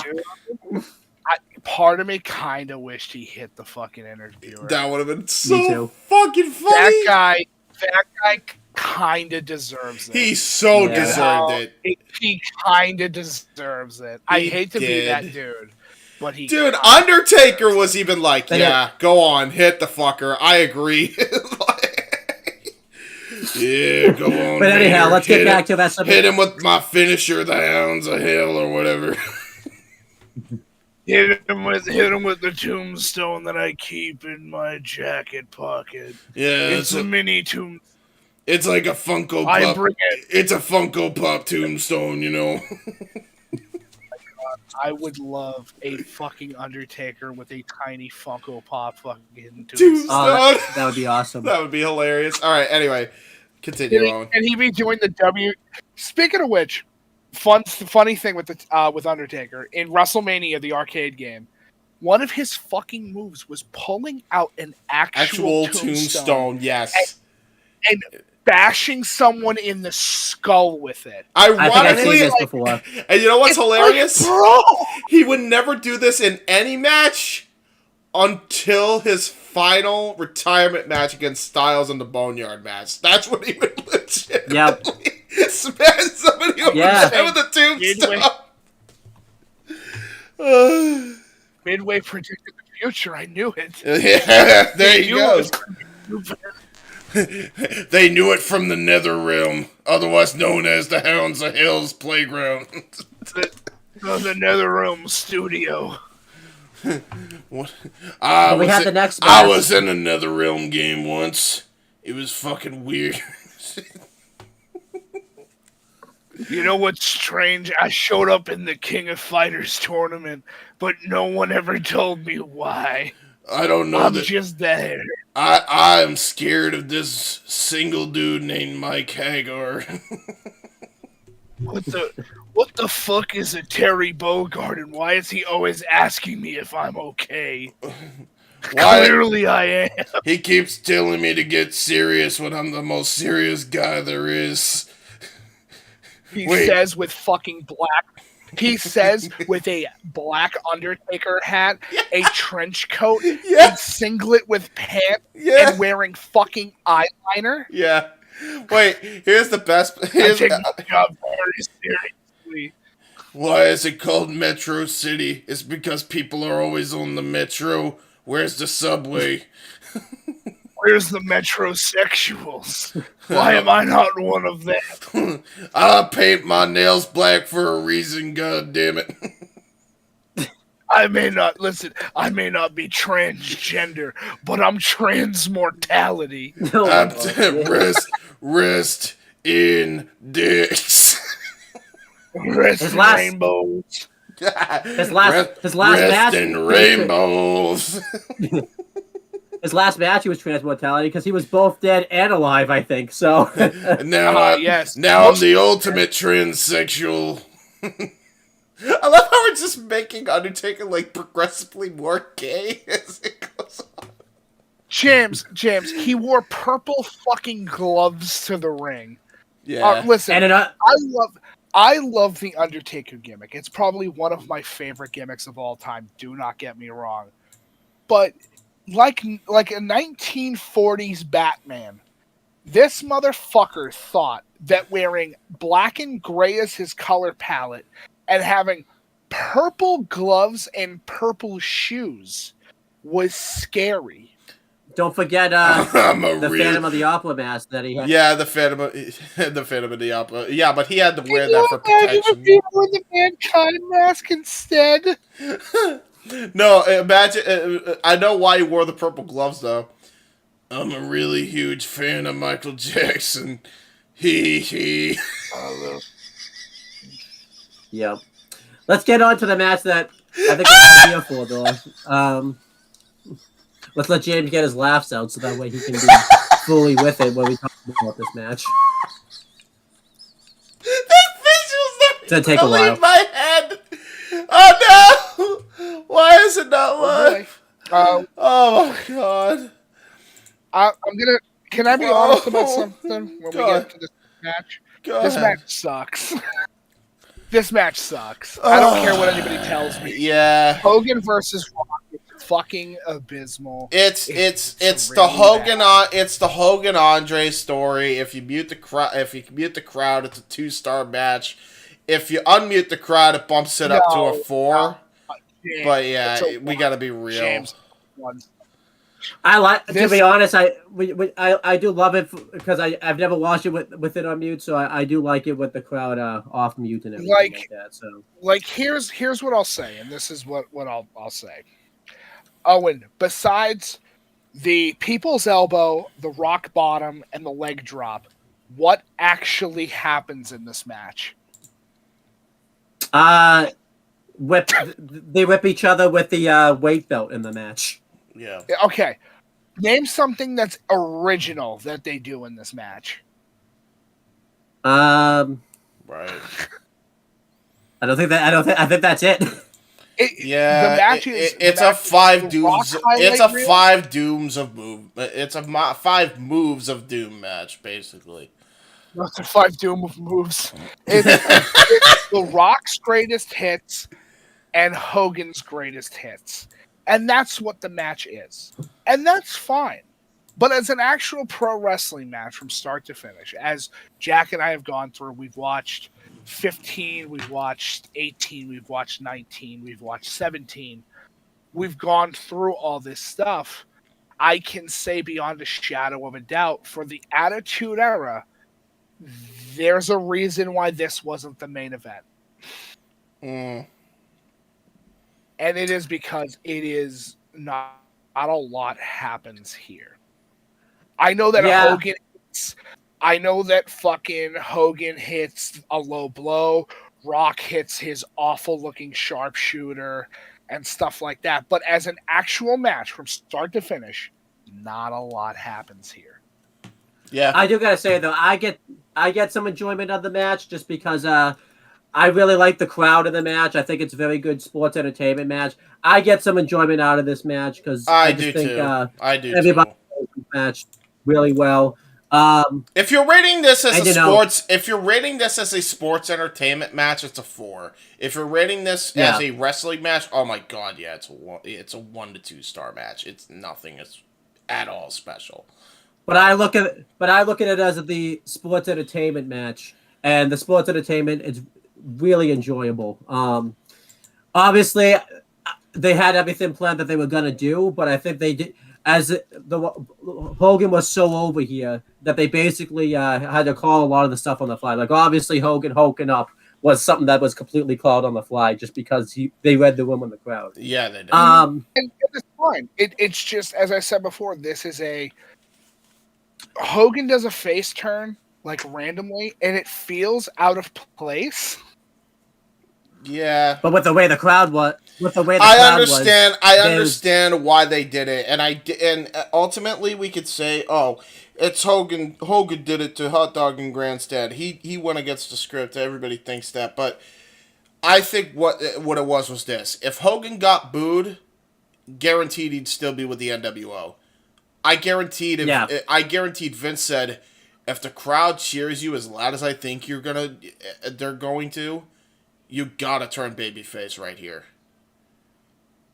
Like, and he's done that in the past too. Like, where he'll fucking be like, dude, like we gotta read the room here at the max. And this is back when Vince actually, gave a fuck about the fans. He knew that if Hogan was not a babyface by the end of the night, oh my god, this angle was dead. Yeah, and he had to turn. He had to turn here. Like the crowd was way too into Hogan not to turn him. Yeah, I do gotta say though, this match to me should have main evented. Like they had to have known the crowd was into this match. I will say, as bad as the match is, if you have it on mute, how the fuck are you gonna top the reaction this crowd gave the match? Vince knew this was gonna get a big reaction. He had to have known. Hogan hadn't competed at WrestleMania since 9. In Canada, of all places, too. Like, he had to have known this was going to... plus, it's The Rock versus Hollywood Hulk Hogan. Well, I mean, and therein lies the fundamental problem. And again, I go back to Vince being a fucking idiot when it comes to spending money too quickly because he thinks he's untouchable. I've said it for years. If he had never funded the fucking XFL... he would have had enough money to buy out Hogan's contract and pay him handsomely as Turner was paying him to come in. Yeah. If not a little bit more. That's why. That's why it had to be Triple H and Jericho, because back then Vince actually believed in consistency and actually believed the championship should main event Mania, especially if the Royal Rumble winner won the match to be in the main event. And why Hogan and Rock wasn't even semi-main. There's a reason for that. Yeah. It's because Vince sucked at spending the money properly from all the money he made. Like he got too big for his britches, and he's like, I'm going to just spend it on whatever the fuck I feel like it, and it fucked him. This match had no business.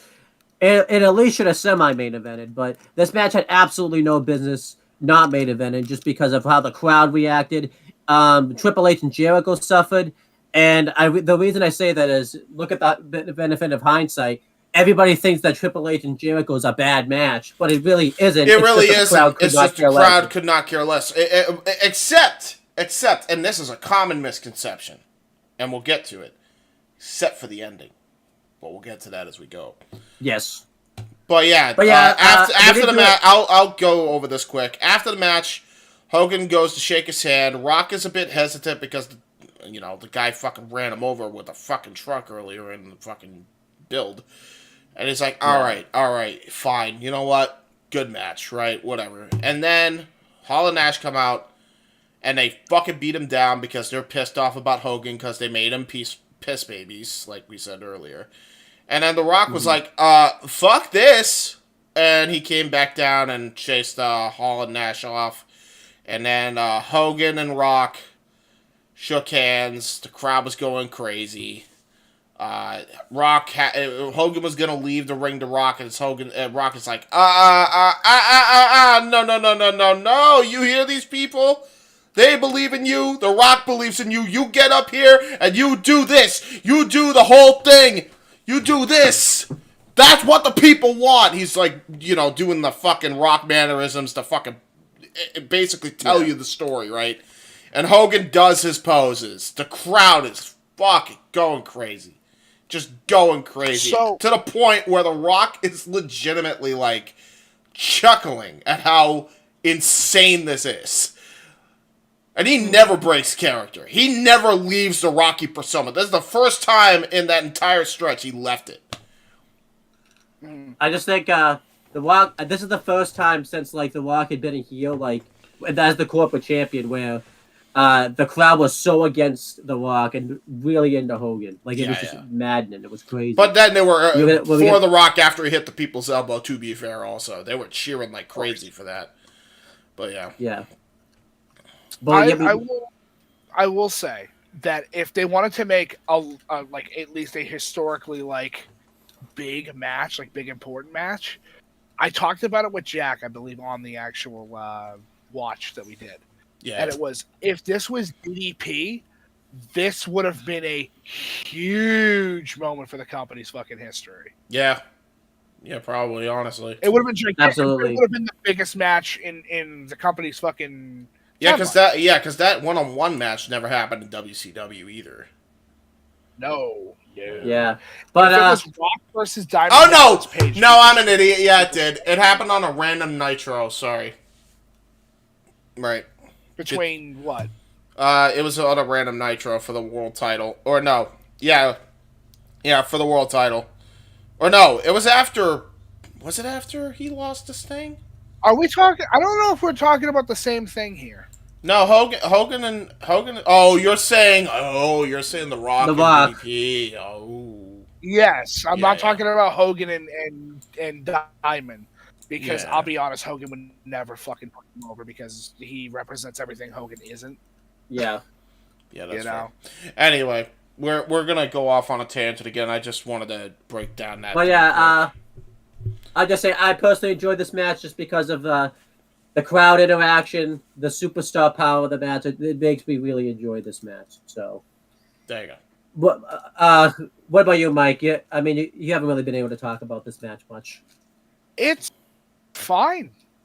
As I said, it's not a bad match. It's just when it comes to being a pro wrestling match, the thing that you're paying for on the pay-per-view or watching later on in the future, not a lot happens in this pro wrestling match. It's the greatest hits match. And that's what it needed to be. And I'm not saying that that's a bad thing. I hope people don't take that out of context and make people fucking believe that I'm like, no, this match is awful. It sucks. It's really fucking horrible. No, for me, this is a bad match because I know the work rate of both of the men in this, and this could have been way better. A fucking bang. You know what? A banger if it was fair. And for those who think Hogan was too broken down. Hogan carried a lot of good matches when he actually tried on Nitro. Best matches in WWE is when he's in fucking hardcore matches. Well, not even just that, not even just that, but it could have been a stellar Matt Clinic because we know he could put it on. We saw his match in Japan with the Great Muta.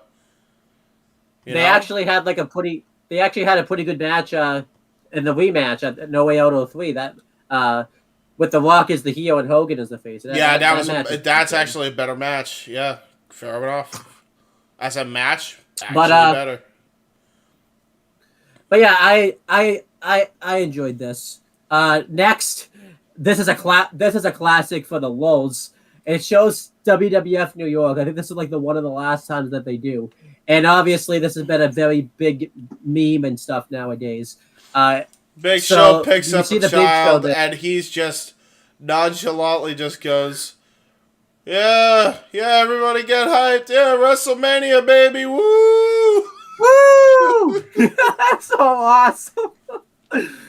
I think I love it too because this is just such a classic meme now. Like you could just tell. I think the Big Show knew that this sucked. He should have been on Mania, so he just freaking took the piss out of it. Like this is awesome. This is classic. Did. Yeah, WrestleMania, baby. Woo! Oh my god. What did you think of Big Show's at WWF New York, Mike? What did you think of his horrible Ric Flair impression? One moment. Sorry. Oh, he's eating the minute you're talking to me, it's the minute I put a coffee cake piece in my mouth. WrestleMania. Hey, exactly. Well, here's the thing. Yeah, I mean, that's exactly what Big Show did, too. He had food in his mouth when he went, WrestleMania, baby. Woo! Anyway, what'd you think of this little segment here? How did he have a job? Like, how the fuck did he have a job? It still blows me away that Paul had a job as long as he had in WWE. Because he did the big job, brother. He always jobbed. At WrestleMania. To everybody, even when it didn't make any. So what am I doing tonight, Vince? You're gonna be facing Rey Mysterio. Don't say I'm jobbing to Ray. You're jobbing to Ray. Oh, come on, man. I'm 7 feet tall. He's like 5'11". What are you doing? He's the ultimate underdog, damn it. He's 5'2" and smells like glue. I really don't want to wrestle him. Why does he smell like glue? Because of how often we gotta fucking glue his knees back together. I had surgery 7 times in my left knee. I can't believe it. They should just take it off. My leg is gone. Please, please just replace my leg. I love you, Ray. I'm sorry. I need my legs. How am I going to do the 619? I do it with one leg. No, I don't think. No, I don't think I'm going to do that. I really hope Ray makes a reference to that in his Hall of Fame speech. I know he won't, but I would die laughing on the floor. I would die if he did. Or no, you know what would be hilarious if his fucking rivalry with his son and Dominic does it. Yeah. That would be even. I would laugh then. Oh I think I asked you, James, yesterday, but I'll ask you again. You saw that segment where Rhea Ripley made fun of the segment where they do where they do the pull-ups backstage, and that then fell over, and Rhea made fun of that. Yeah. Right? I love that. Yeah, that was hilarious. That's hilarious. Yeah, just Mysterio is the only athlete in the world that could do. Yeah, look at how fucking cool my back tattoo is. I have no idea what it is, but look at how cool my. Oh, nope, there goes the shelf. Fucking Cena in that promo goes, holy moly, and the crowd, everybody in the room just died laughing. And Mysterio's cracking up too. Anyway. Yeah. All right, we got two more. Ray, are you okay? No. Anyway, go on. Next match. It's the women's match. Yay! Triple threat. So it's a WWF Women's Title match. It's Jazz defending against Lita and Trish Stratus. I don't know why, but I have the champions. I have the champions logo where I put who the champions. I put that Trish and Jazz were both the women's champion for some reason. I don't know why I did that. They were the co-women's champion. It's fun. We're both winning the title tonight, I think. But anyhow, this match is really nothing special. The crowd's freaking dead. I know we've talked about this before when we hear the stories the crowd's dead. There's no exaggeration about it. This crowd could not care at all what these women did in this Even match. for Trish, who was the hometown girl, they barely made any noise for her. Yeah. I'll tell you how bad it is. You could legitimately hear the shots they were throwing at each other because the crowd is so dead. This was almost like watching wrestling during the pandemic. This is a very mid match, and it kind of sucks for the reason of it's fucking Jazz, Lita, and Trish. This should be one of the best matches in the ever. Ever. And then you watch it and you go, nope. Oh. The funny thing is, And here's the funniest thing about this. So Lita wasn't in this match, but they would go on to have a better triple threat match for the women's title a year later at WrestleMania 19. Yeah, this was just in a bad spot on the card, and yeah, it just died a death. And they had the wrong person win. They had Jazz win instead of fucking Trish, which could have popped the crowd again. I don't know. Yeah, that made no sense. But yeah, long and short of it, Jazz won, and I'm not gonna bother breaking this down. 1 star. I think that's generous. I'm gonna be generous and say 1.25 stars because these women were set up for failure. Yeah, so. yeah, that's they were absolutely. I will completely agree with Owen on that. They were set up for failure. Yeah, all right, star this and a quarter. This is the like they were screwed from the minute go. Now, like if you gave them the proper amount of time and put this earlier on in the card, it probably wouldn't be that bad. If this was like a second or third match into the card, it'd probably be absolutely fine. But it is fucking right after a big moment, and it's like, guys, you should have saw this coming a little bit. Yeah. This is why it should have main evented, or at least this match. You're right. I'm Googling all the posters for WrestleMania 18. I can't find anything on Hunter and fucking Hunter and Jericho. They're nowhere to be found. So it's like, then what's the point? Yeah. I agree. And if they were going to, semi-main would have been a better spot for them. And I'm glad that Jericho at least had one main event Mania in his career. It's more than most people get. That's like the only saving grace of that. But yeah. Next, before we real quick, we cover that, I will go briefly over Jazz's career retrospective because there really isn't much to talk about with her, sadly, even though there should be. But she would be in the WWE for a little bit longer. She win the Women's Championship again a couple more times, and then the WWE just did nothing with her to the point where she thought they were legitimately being racist. No shit. Not selling any merchandise of hers as heavy as they were pushing Trish's merchandise, Stacy's merchandise, Tori's merchandise, and hell, even Victoria's merchandise back then. So she fucking left. She fucked off. She was done after, like, I think 2004. She would go around the indies for a long while until she just started slowing down. And she would make a reappearance back at AEW in the Casino Battle Royal for the women at All Out. And then she would slowly settle as a trainer. She would open up her own school. And then during that time, she would go to Impact Wrestling, where she would eventually have her final match there, and had basically a mini retirement tour where she teamed up with Jordynne Grace, and I don't know who beat her. Was it Jordynne Grace? I forget that part. It was Deonna Purrazzo. Deonna Purrazzo, that makes sense. Yeah. So and lost to Deonna Purrazzo, putting over a Yantala on the way out. So good on Jazz. The only thing you missed is this is fairly significant. Is she was the NWA Women's World Champion, and she had to give up the belt because of a cancer diagnosis. Oh my God, that's right. She did have cancer. That's why she was bald. Oh, that makes sense now. I feel kind of shitty for saying it like that. And she's married to Rodney Mack. Oh yeah, that's right. She is married to Rodney Mack. Because she was in SmackDown. Here Comes the Pain. He was in WWE for like the quickest cup of coffee ever. Yeah. By the way, James, good remember to do the career retrospective because I actually I almost forgot actually. So, yeah, that was it. That's all I wanted to do.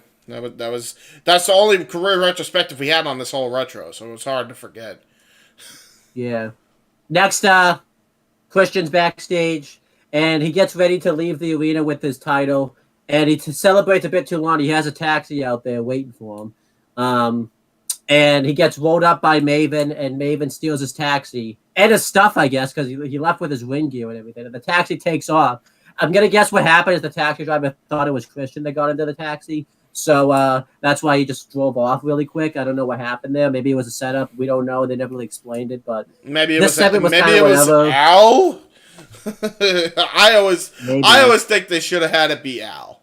Oh no! We're all wrong. What it is fucking. It's Taker in the front seat, and he turns around and he goes, "Buckle up, Teddy. Buckle up, Maven." Well, in this case, buckle up, Maven. Yeah. Oh yeah, he's there to get he's there to get his penultimate revenge against Maven. You're going back after I'm done with you. You're going back to OVW. I'll make you famous, kid. All right, then we have the main event. It's for the WWF Undisputed Championship. It's Chris Jericho with Stephanie McMahon ringside defending against Triple H. So this storyline here. So again, you can tell they didn't care. This is why also it should have main evented. They cared so much about this main event, they didn't even show a video package for it. It was the Drowning Pools thing that they showed earlier in the show, the performance. But where do we begin with this crappy feud? So let's be honest, though. This was absolutely the right match to have. Maybe not as the main event, but this was absolutely the right match to have for the title. It absolutely should have been these two.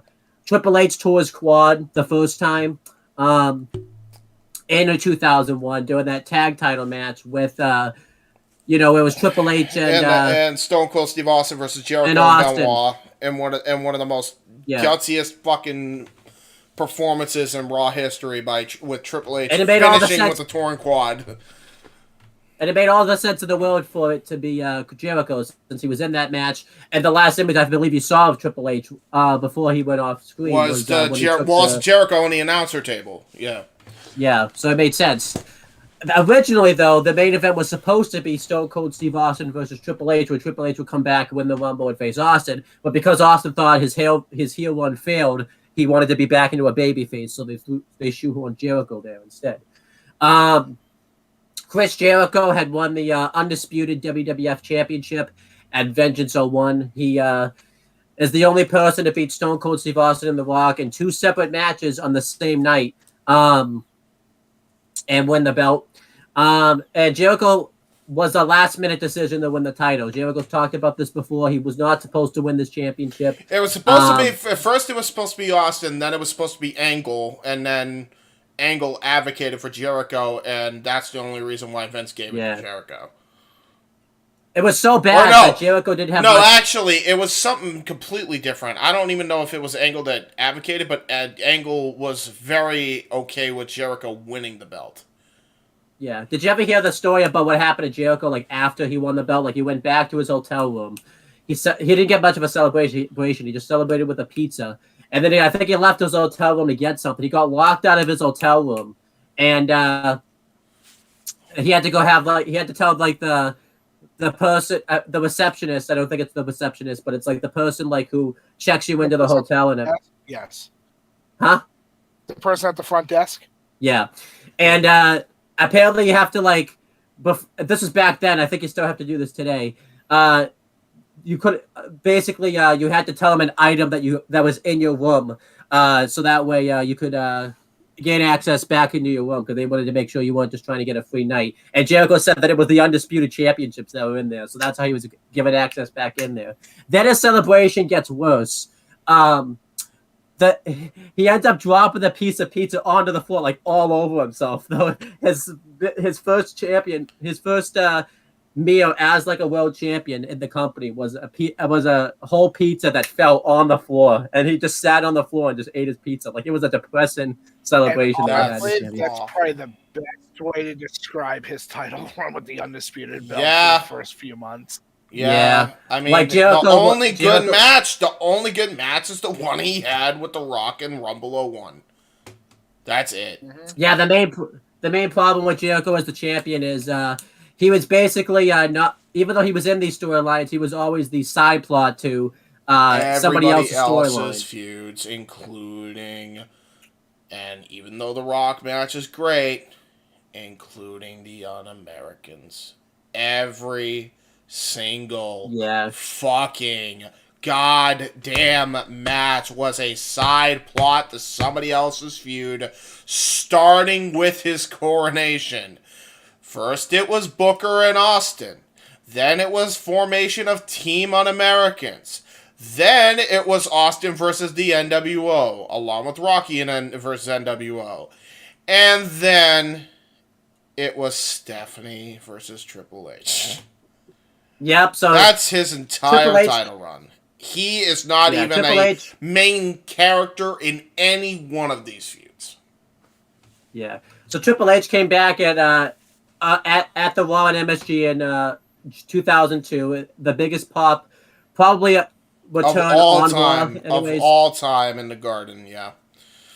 He won the Rumble, and then this is where they made the biggest mistake. They should have just turned Stephanie face and aligned her with her husband. I don't know why they did it, because she comes back anyways as a babyface when she's the SmackDown GM, so it would have made more sense. But they didn't do that. Instead, they it was all about Stephanie McMahon. Triple H wanted a divorce. At first, Stephanie McMahon tried to fake being pregnant to get him to renew their vows, but then Linda McMahon revealed that the doctor that they hired to tell them that she was pregnant was an actor. So Triple H basically, the thing that would suck is we would lose that classic Raw segment where with the wedding with Stephanie McMahon and Triple H the second time, but I feel like that's a good sacrifice to get Jericho booked well. Because think about it, baby Jericho would still be there today. So. I highly doubt it. Him and Vince were very. Him and Vince and him and Hunter always butted heads. Like there was no way. Yeah. I mean, but anyhow, by the way, I do find it fucking funny that he's wanting to fucking criticize Punk, yet he does the exact same thing Punk did. So a bit hypocritical. He did the exact same thing about complaining about. Yeah, like I'm sorry. Yeah. I'm sorry. I am not saying that I'm not saying what Punk did was right at all by any stretch. Everybody knows my thoughts on that, right? But the fact that Jericho is criticizing him for anything of that sort is like uber hypocritical, dude. That's like the pot calling the kettle black, dude.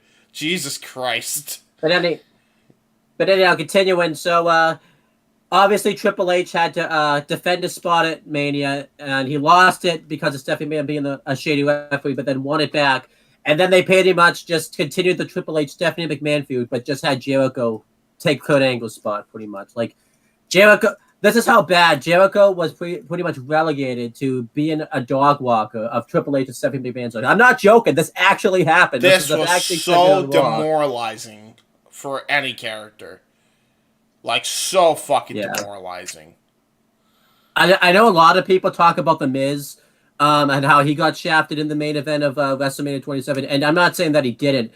Jericho was way worse. The fact that they weren't doing segments where The Miz was walking John Cena's dog around. No way. Like, at least the Miz was actually way better, yeah. Yeah. At least the Miz was allowed to cut promos and look strong every week and stuff, so. Yeah. True. But they did do a good thing in the storyline. They should have introduced this right away, but better late than never. They actually talked about the injured quad of Triple H. They had to the point where they actually injured that quad. Yes, and it was so that was good. I think it was the go home angle on either SmackDown or Raw before Mania. Feud so bad couldn't fucking tell you which one. Yeah. So 50-50 it, see what happens. And then, but it would have helped if they, would have helped if that was the basis of the feud. Anyway, Drowning Pool is there, and they proceed to have what I thought the first concert they did couldn't be topped. Welcome to the worst theme ever. This isn't I'm glad Hunter said, please don't give me that, Vince, please. Yeah, For fuck's sake, don't give me the game. Yeah, and let's just talk about this, too. This is not only bad live, this is bad in the studio. No matter how you try to produce this. So, I don't know if you... The lyrics... The lyrics are so lazily, haphazardly written, and they give him Brock Lesnar's catchphrase before Brock Lesnar showed up in the company. That's how bad this theme was. That they heard the hook to this song and gave that catchphrase to somebody else. They said, this is better for him. Fuck this theme for Triple H. You just made me remember it too. throughout the night, they were advertising. I believe it's called the WWF. Was it called Forcible Entry? That CD that they released. Forcible Entry. It's the worst track on this CD. Yep. It's the worst track on this entire album. Every other track is actually ranges from pretty good to like excellent. I actually have that CD. I just can't find it at the moment. I downloaded it to my old Xbox 360 console. Which I'm aware. Cool. I'm aware because you played Raven's fucking theme and you also played Millionaire's theme. I should know because I did your moveset anyway. You did. But yeah, going through the match, crowd does not care. They do care a little bit. They do react when Triple H comes out. They react anytime Triple H and Stephanie McMahon did anything together. Yeah. That just shows you how badly booked Jericho was. That nothing Jericho himself did in this match. I know we do a match breakdown, but honestly, again, for different reasons, but similar to the Hogan Rock match, I'm just going to break it down like this. They tried to have a WWF match, which has worked every other time, but it didn't work here because of Hogan Rock. And because nobody cared about the storyline to begin with. Mm-hmm. And they booked Jericho to absolute utter trash. That it literally deserves this. After much interference from Stephanie, much attack of the leg, and much aggressiveness from Jericho, Triple H made a comeback. Then Jericho took control. Then Triple H came back again. Jericho had a fleeting moment of hope. And then Triple H hits the pedigree to a thunderous pop to end the night. Which a lot of people forget. 1, 2, 3. Therefore, this is 1 star. And the 1 star is because of the pop at the fucking end. Can we agree? Like, it really wasn't anything special. It really wasn't. And the feud, to be honest, it's the same reason you say the Braun Breaker and Carmelo Hayes match is so god awful. They have booked this fucking feud so absolutely god awful that I seriously couldn't give a fuck. It deserves 1 star. I'm gonna be a bit more generous, and I'm just gonna give it 2, just because they were put in a bad spot. Jericho advocated to not have this match go on last, but Vince wouldn't listen. And was adamant that it had to go on last because it's before the title, it's the Royal Rumble winner. I really hope this teaches people a lesson that just because you win the Royal Rumble, you automatically main event WrestleMania. Because this is an example where that should not happen. It really shouldn't happen unless there is a fucking good Royal Rumble winner and the champion's perfect. If there is a match better and people are more invested in it, you always put that match on last, period, end of story. Yep. Actually, you know what? I just thought of it now. It's going down to star rated because, so it's going back to 1 star for this reason. Because Vince made this mistake again at WrestleMania 25. Yep, so he didn't, you're right. You're right. He didn't learn his lesson, and he fucked over Triple H again. So, yeah, you're right. You're right. Yeah, you're right. Yeah. Yep, fuck you. Yeah, 1 star. By the way, I really hope this is what I'm just going to talk about it now. I really hope Triple H learns this lesson because he's been in this position. Oh yeah, he knows. He knows way better. The Takeover has shown us that he's learned better. Yeah, bro, he didn't put a lot of Malachi Black's fucking matches in the main event because the Gargano Ciampa feud was so hot. Trust me, he learned his fucking lesson. That said, well, he's got to learn. He's got to learn it this year though. With he needs the main event. Night 1, the undisputed tag title match between the Usos versus KO and Sami. I hope he does, but at the same time, Charlotte is a bitch, so it wouldn't surprise me if she politics her. If you don't let me have my big main event moment, I'll call my dad. That's crazy. I drank with your dad. he should say that, fucking hell. But anyhow, Mike, I agree. What did you think of this? I don't know if you got to give your thoughts on the hardcore title segment. I don't know if you did, so you can give your thoughts on that too. Okay. And I'll say this here. This match is pretty fucking rough. Yep. For every wrong reason. Yep. Yeah. This thing is rough. It's I feel like giving it a 1 star is a bad thing because fucking Hunter and Jericho are definitely putting on their working boots. They're actually trying their fucking damnedest to try to save this thing.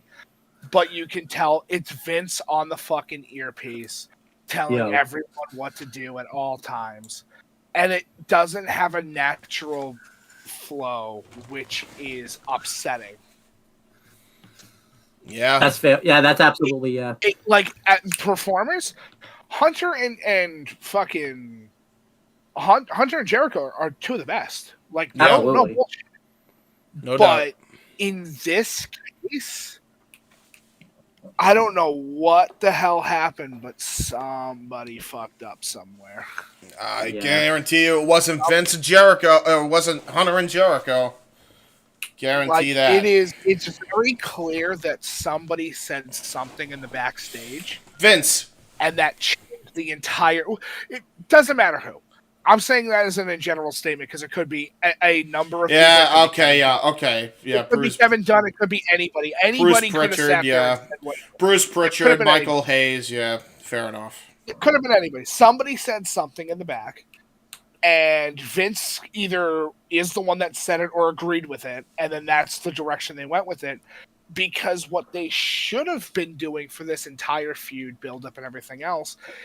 Fuck Stephanie. Who cares? It's about the goddamn belt. Yeah. Exactly. Title should always come first. I'm sorry.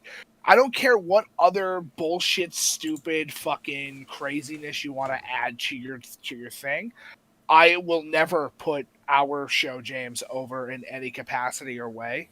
But I will say that you can add the relationship thing to a story as long as it works and is a extra reason to hate the heel in the match to begin with. Yep. But halfway through this match, I'm going to be honest, I forgot who the fuck was heel. Yep.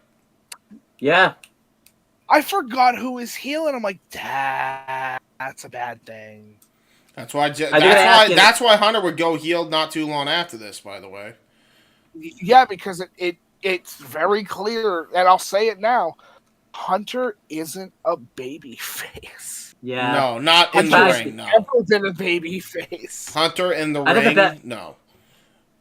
I think the best time he had as a baby face was, and even then he still wasn't fully babyface, was that 08 one he had when he was WWE champion. But still, there were times when he had to be like neutral in that sense. I would say you could make an argument from 06 to 08. You can make an argument for it only because the DX segments are fucking hilarious. They are fucking especially I like Cox. It's so juvenile, but it also is like very funny. And also, nobody tells me that I don't know controversy. You gotta be kidding me. And Triple H going, I don't know if that's controversial. Sure as hell is funny. But now the question trips with DX will always be fucking funny, no matter how stupid or ridiculous the segment is. It's Triple H with DX. Here tonight at this pay-per-view, the problem rears its head the minute Stephanie comes out. Yeah. All in all the way up to that point, everything was fine. The match is absolutely fine all the way up to that point. And then Stephanie comes out. And then you can tell somebody said something in the back. Yeah. And clearly that was the direction they wanted to go, and I completely disagree. I agree with you, yeah. I think it would have been better, as you said, Owen, if Stephanie was in the corner of Hunter as a babyface. I think that's what needed to happen here.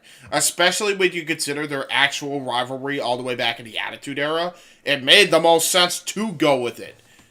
Yeah, sure, the roles are reversed. Who gives a fuck?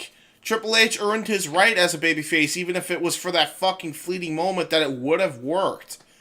But having her in the corner of Jericho so muddied this fucking story. And I think, ultimately, that's what fucking hindered this. So, ultimately, whoever the fuck you blame, whoever said whatever the fuck in the back, the person to blame, without a shadow of a doubt, no questions asked, is Vince. It's Vince's fault. He fucked us up from Jump Street. As I said, previously, and I want to make that be known. Let that be known. Somebody clearly said something in the back. Yeah. Oh yeah. For when it came to the everything. Yeah. Everything changed. Yes, Vince gets final say on every single matter and everything else that happens in the company. For fuck's sake, he owns the company. Well, he did. But you can very clearly tell that at that singular moment in time, somebody said something, and everyone went, "Oh fuck!" Yep. Yeah. And then it you can tell the entire ending has changed after that. Yeah, and the minutes that yep. changed. Not even just that, but you could tell Triple H and Jericho phoned it in because they're just like, you know what, fuck it. At this point, who cares? Nah, I don't think they phoned it in. I think they actually put the working boots on a little bit because they it was definitely Jericho. put the working boots on till Stephanie. Rewatch the match again. You don't even have to watch the whole thing.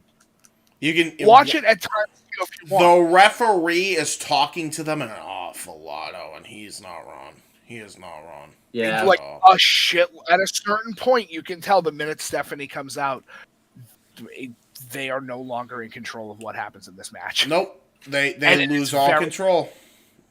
So, a question I have: the referee's calling this whole match. He's calling this whole match, and Stephanie's calling this whole match. It's not even Triple H and Jericho. That's the problem. Yeah. Yep. Even though they should be, it's very clear that that's what's going on. Anyway, Owen, you were saying. Yeah, so question I have for you. You talked about how in your show the belt's always gonna be like the most important thing when it comes to feuds and no. We said that as a finite, like the belt should always be the most important thing going on in your company. The reason why we have done that as a internal rule is so that way shit like this doesn't happen. Yep. So what happens to those where exceptions where it's like a title versus streak or a title versus mask match or something like that? So it depends on the scenario. It depends on we have the glorious thing of all of our pay-per-views are taped. Yeah. Right? Everything's taped, everything is pre-recorded, everything else. Yep. So when James is in the editing room or whoever he has helping him out, or even when I can finally get the programs and everything else installed and start learning how to fucking do the things that need to be done. The huge thing with that is this. We have the ability to change the entire pay-per-view if we feel as a collective group, no, this definitely needs to main event. Which is why, which we have done many times, by the way. We've restructured the shit. We have done that many times. Let's go back to the Gold Rush tournament. I think for an entire, 2 days, you were trying to figure out what fucking match needed to properly go over. And it took you a while to figure out which one of these two matches needed to main event. Yep. Yeah. But yeah, so you're right. That basically wraps up. The only other thing I'll say is there's been some other behind the scenes news we know about this Mania matches. Like we talked about, Jericho said it was a bad idea. So when it came time to get the WrestleMania checks, and let me finish, James, before I say what I'm about to say, because it's very important. Mm-hmm. So Triple H got 5 times more money on his check than Jericho did. And as you know, when you main event WrestleMania, that shouldn't be the case. So what happened is Jericho said something to Vince backstage, and Vince had to tell Jim Ross, cut him another check and stuff like that, so that way he got his money and stuff like that. Now, it's not very known why Vince did this to Jericho. Did he do this to test his loyalty, to see if he would leave the company if he didn't get as much money that he was owed anyways, or did he do this to fuck over Jericho intentionally? We really don't know. That's a conversation that... I think that we can probably look at the scenario and come up with our own synopsis. And I will say 100% Vince was doing that to test fucking Jericho's mettle. Yeah, test if he's going to stick around if he didn't get paid. And I believe in the Tommy Dreamer logic that if you don't get paid, you should probably beat the shit out of your boss. I don't agree. No, I don't agree with that because actually, 2 wrongs don't make a right. Jericho handled it the best way possible because at the end of the day, he got his fucking money. He got his money. That's true. Not when it comes to something like your body is put on the line every single night, and you should be getting paid what you are owed. I agree. I agree. But at the same time, like it. Okay, so you're not gonna put yourself at harm in the fucking ring doing a wrestling match. You're gonna do it for fucking shoot like that. That had to have gone through Jericho's mind before he decided to fucking. Oh, definitely. But if you don't stand up for yourself in that type of business, it's a completely different situation. We've seen what happens when the company can bully somebody over, or an athlete can bully somebody over. Many times. Hey, yeah, I'm just not gonna go to work tonight. It's like, yep. Oh, well, fuck you. No, you're right. Yep. So that's it, really. Now we do letter grades. We have to do. Let's start with Mike. What would you give this WrestleMania as a letter grade? Honestly, it's a B minus. Honestly, actually, I go B fuck minus. that. It's a C plus. Yeah. It's a C plus. Yeah. I was originally. The undercard was gonna be. It was helping this Mania along. Yeah, and then the fuck. I would say it's the minute Austin and Hall have their match. Yeah. This thing kind of like turns. Yeah, it does. Going through my letter grades, I like the undercard a lot. My favorite match of the show is probably Undertaker Ric Flair. I think that's probably the match of the night. I feel like it really falls off when Hogan and Rock doesn't main event, because nothing was able to follow that show, and it was just such a bad decision to not main event that match. The placement of the card meant everything. That's really what it comes down to. Yeah, so I'm gonna go, and really this Mania should have been a culmination of an invasion angle or something. Like, it should have been a bigger Mania than what it was. Yep. It was such a craptastic Mania. They didn't even finish the set. They just gave up. Yeah, so I'm gonna go C plus. I think it's a pretty okay Mania. It's not a failing grade because there's a lot of really good stuff here. Yeah. It's just like, fuck, dude. Yeah. I agree. It's a rough pay-per-view to get through at a certain point because a lot of the good stuff is great and a lot of the bad shit is awful. Yeah. I agree. I agree. C plus. Kind of weird too. It's really weird because we talk about how Mania sometimes can be too long and stuff like that, but the ones that are like 3 hours, you could just tell that things are just crammed onto the show. Like, I'm glad Mania is 2 nights now for this reason alone. Some people give this like, what is it? I think I think it's Powell gave this like a 7 out of 10 stars.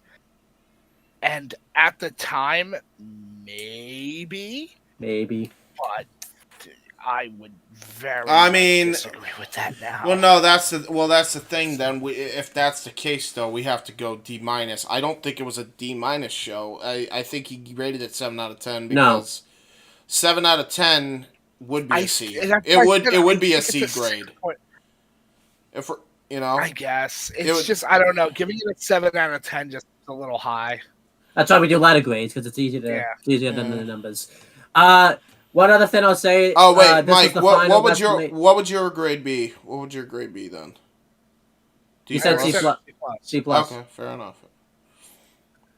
2 other things I'll say, and then we'll end the show. This was the last WrestleMania under the WWF name because they would change to the WWE, and this was the last WrestleMania before the first brand extension because they would start the brand extension like 2 weeks after this show. So, yep.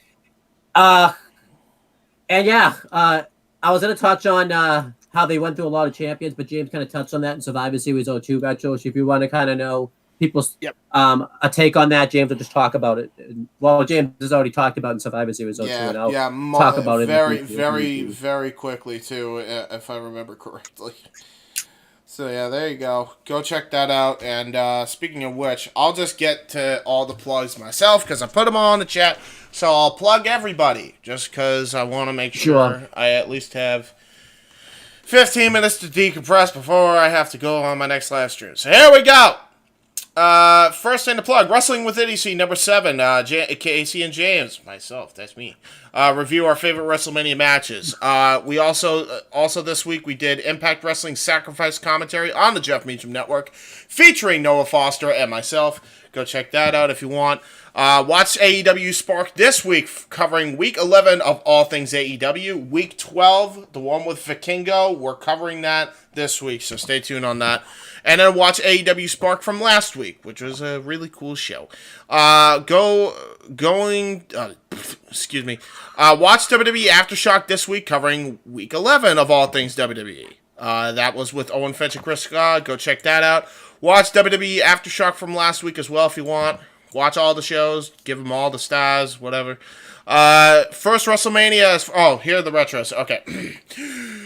First WrestleMania Retro featuring Chris Dodd. WrestleMania 15 Retro featuring the Indie Force and Owen Finch. WrestleMania 2000 Retro featuring Casey Gallagher. WrestleMania 25 Retro featuring Noah Foster. WrestleMania 24 Retro featuring Jeff Meacham and Casey Gallagher. WrestleMania 21 featuring the return of John Tuddy. The Chaotic WrestleMania 10 Retro with the return of Steve Coakley raising all sorts of hell. WrestleMania 23 Retro featuring myself and Mike Nikos. WrestleMania 26 Retro with Steve Coakley again. WrestleMania X8, which is me, and what you're seeing right now with Michael X. NXT TakeOver Stand and Deliver Retro on Tuesday with Chris Dodd and Owen Finch. Raw After Mania 31 with myself and Owen Finch for that retro. Go check that out. That'll be on a Wednesday. And then, update video on what is to come on this channel for the next few weeks. We got all these other shows done, so that's what you could look forward to. You can skip at this point to the next week. And then, finally, last but certainly not least for our plugs, and then I'll get to Mike's plugs. Open mic night and karaoke night. Or if you want to super chat, Noah has to do the singing, and Simple Man don't like to sing. All right, you want to have him sing? You got to be super chatting. That's where it's gonna be. If you have the money and you feel like wasting a few bucks and you want to make, you're not broke. If you don't have the money and you're not broke, go do it. It's gonna be funny. He has to sing wrestling themes, so that makes it even more funny. Karaoke night is gonna be a hell of a night. That's the plugs for Owen and I. And you could also, I almost forgot about these two things. Subscribe to CM Brothers and subscribe to Owen the Talkinator, where you can see Owen rage about Death Note on CM Brothers on the 400th video. And as far as Mike is concerned, follow Mike on twitch.tv/MichaelX_WYW. You can check out our Indie Force podcast, because I'm hoping we can bring that back at some point after Mania and the fucking craziness of this fucking week is done. You can also check out our Indie... Don't worry about that. Yeah, we'll come back. We'll come back when we're not busy with fucking 800 other things that are going on. Exactly. Right now. But you can check out the Indie Force podcast. Check out all our old episodes. You can also check them out on the Casa channel because they're airing there as well. You can also check out the Indie Force Extra playlist. We have a lot of cool shit on there. You can check out Weymouth Youth Wrestling, YouTube.com/user/WYW Pride.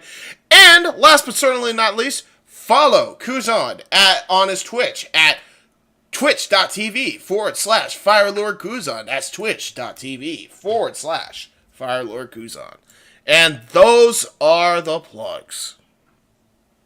Well, thank you for having me on, boys. I gotta go. Yeah. You have a good one. Wait, before you go, just because I don't want my graphics to fuck up, and just take us out with your catchphrase.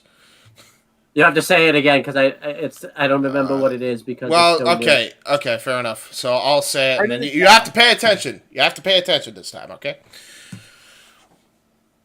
We've done shit in the past, and since this is being live streamed in the present, we will talk to you guys in the future. See you next time for our next retro. Redoing all the classics, you heard it, then I grabbed it. Flow like Method Man, then run like I'm Rabbit. Soon as I hear the bass line, it be my FaceTime. Music's in my veins, so just in case I'm without my iPod or a media player, I'll check my...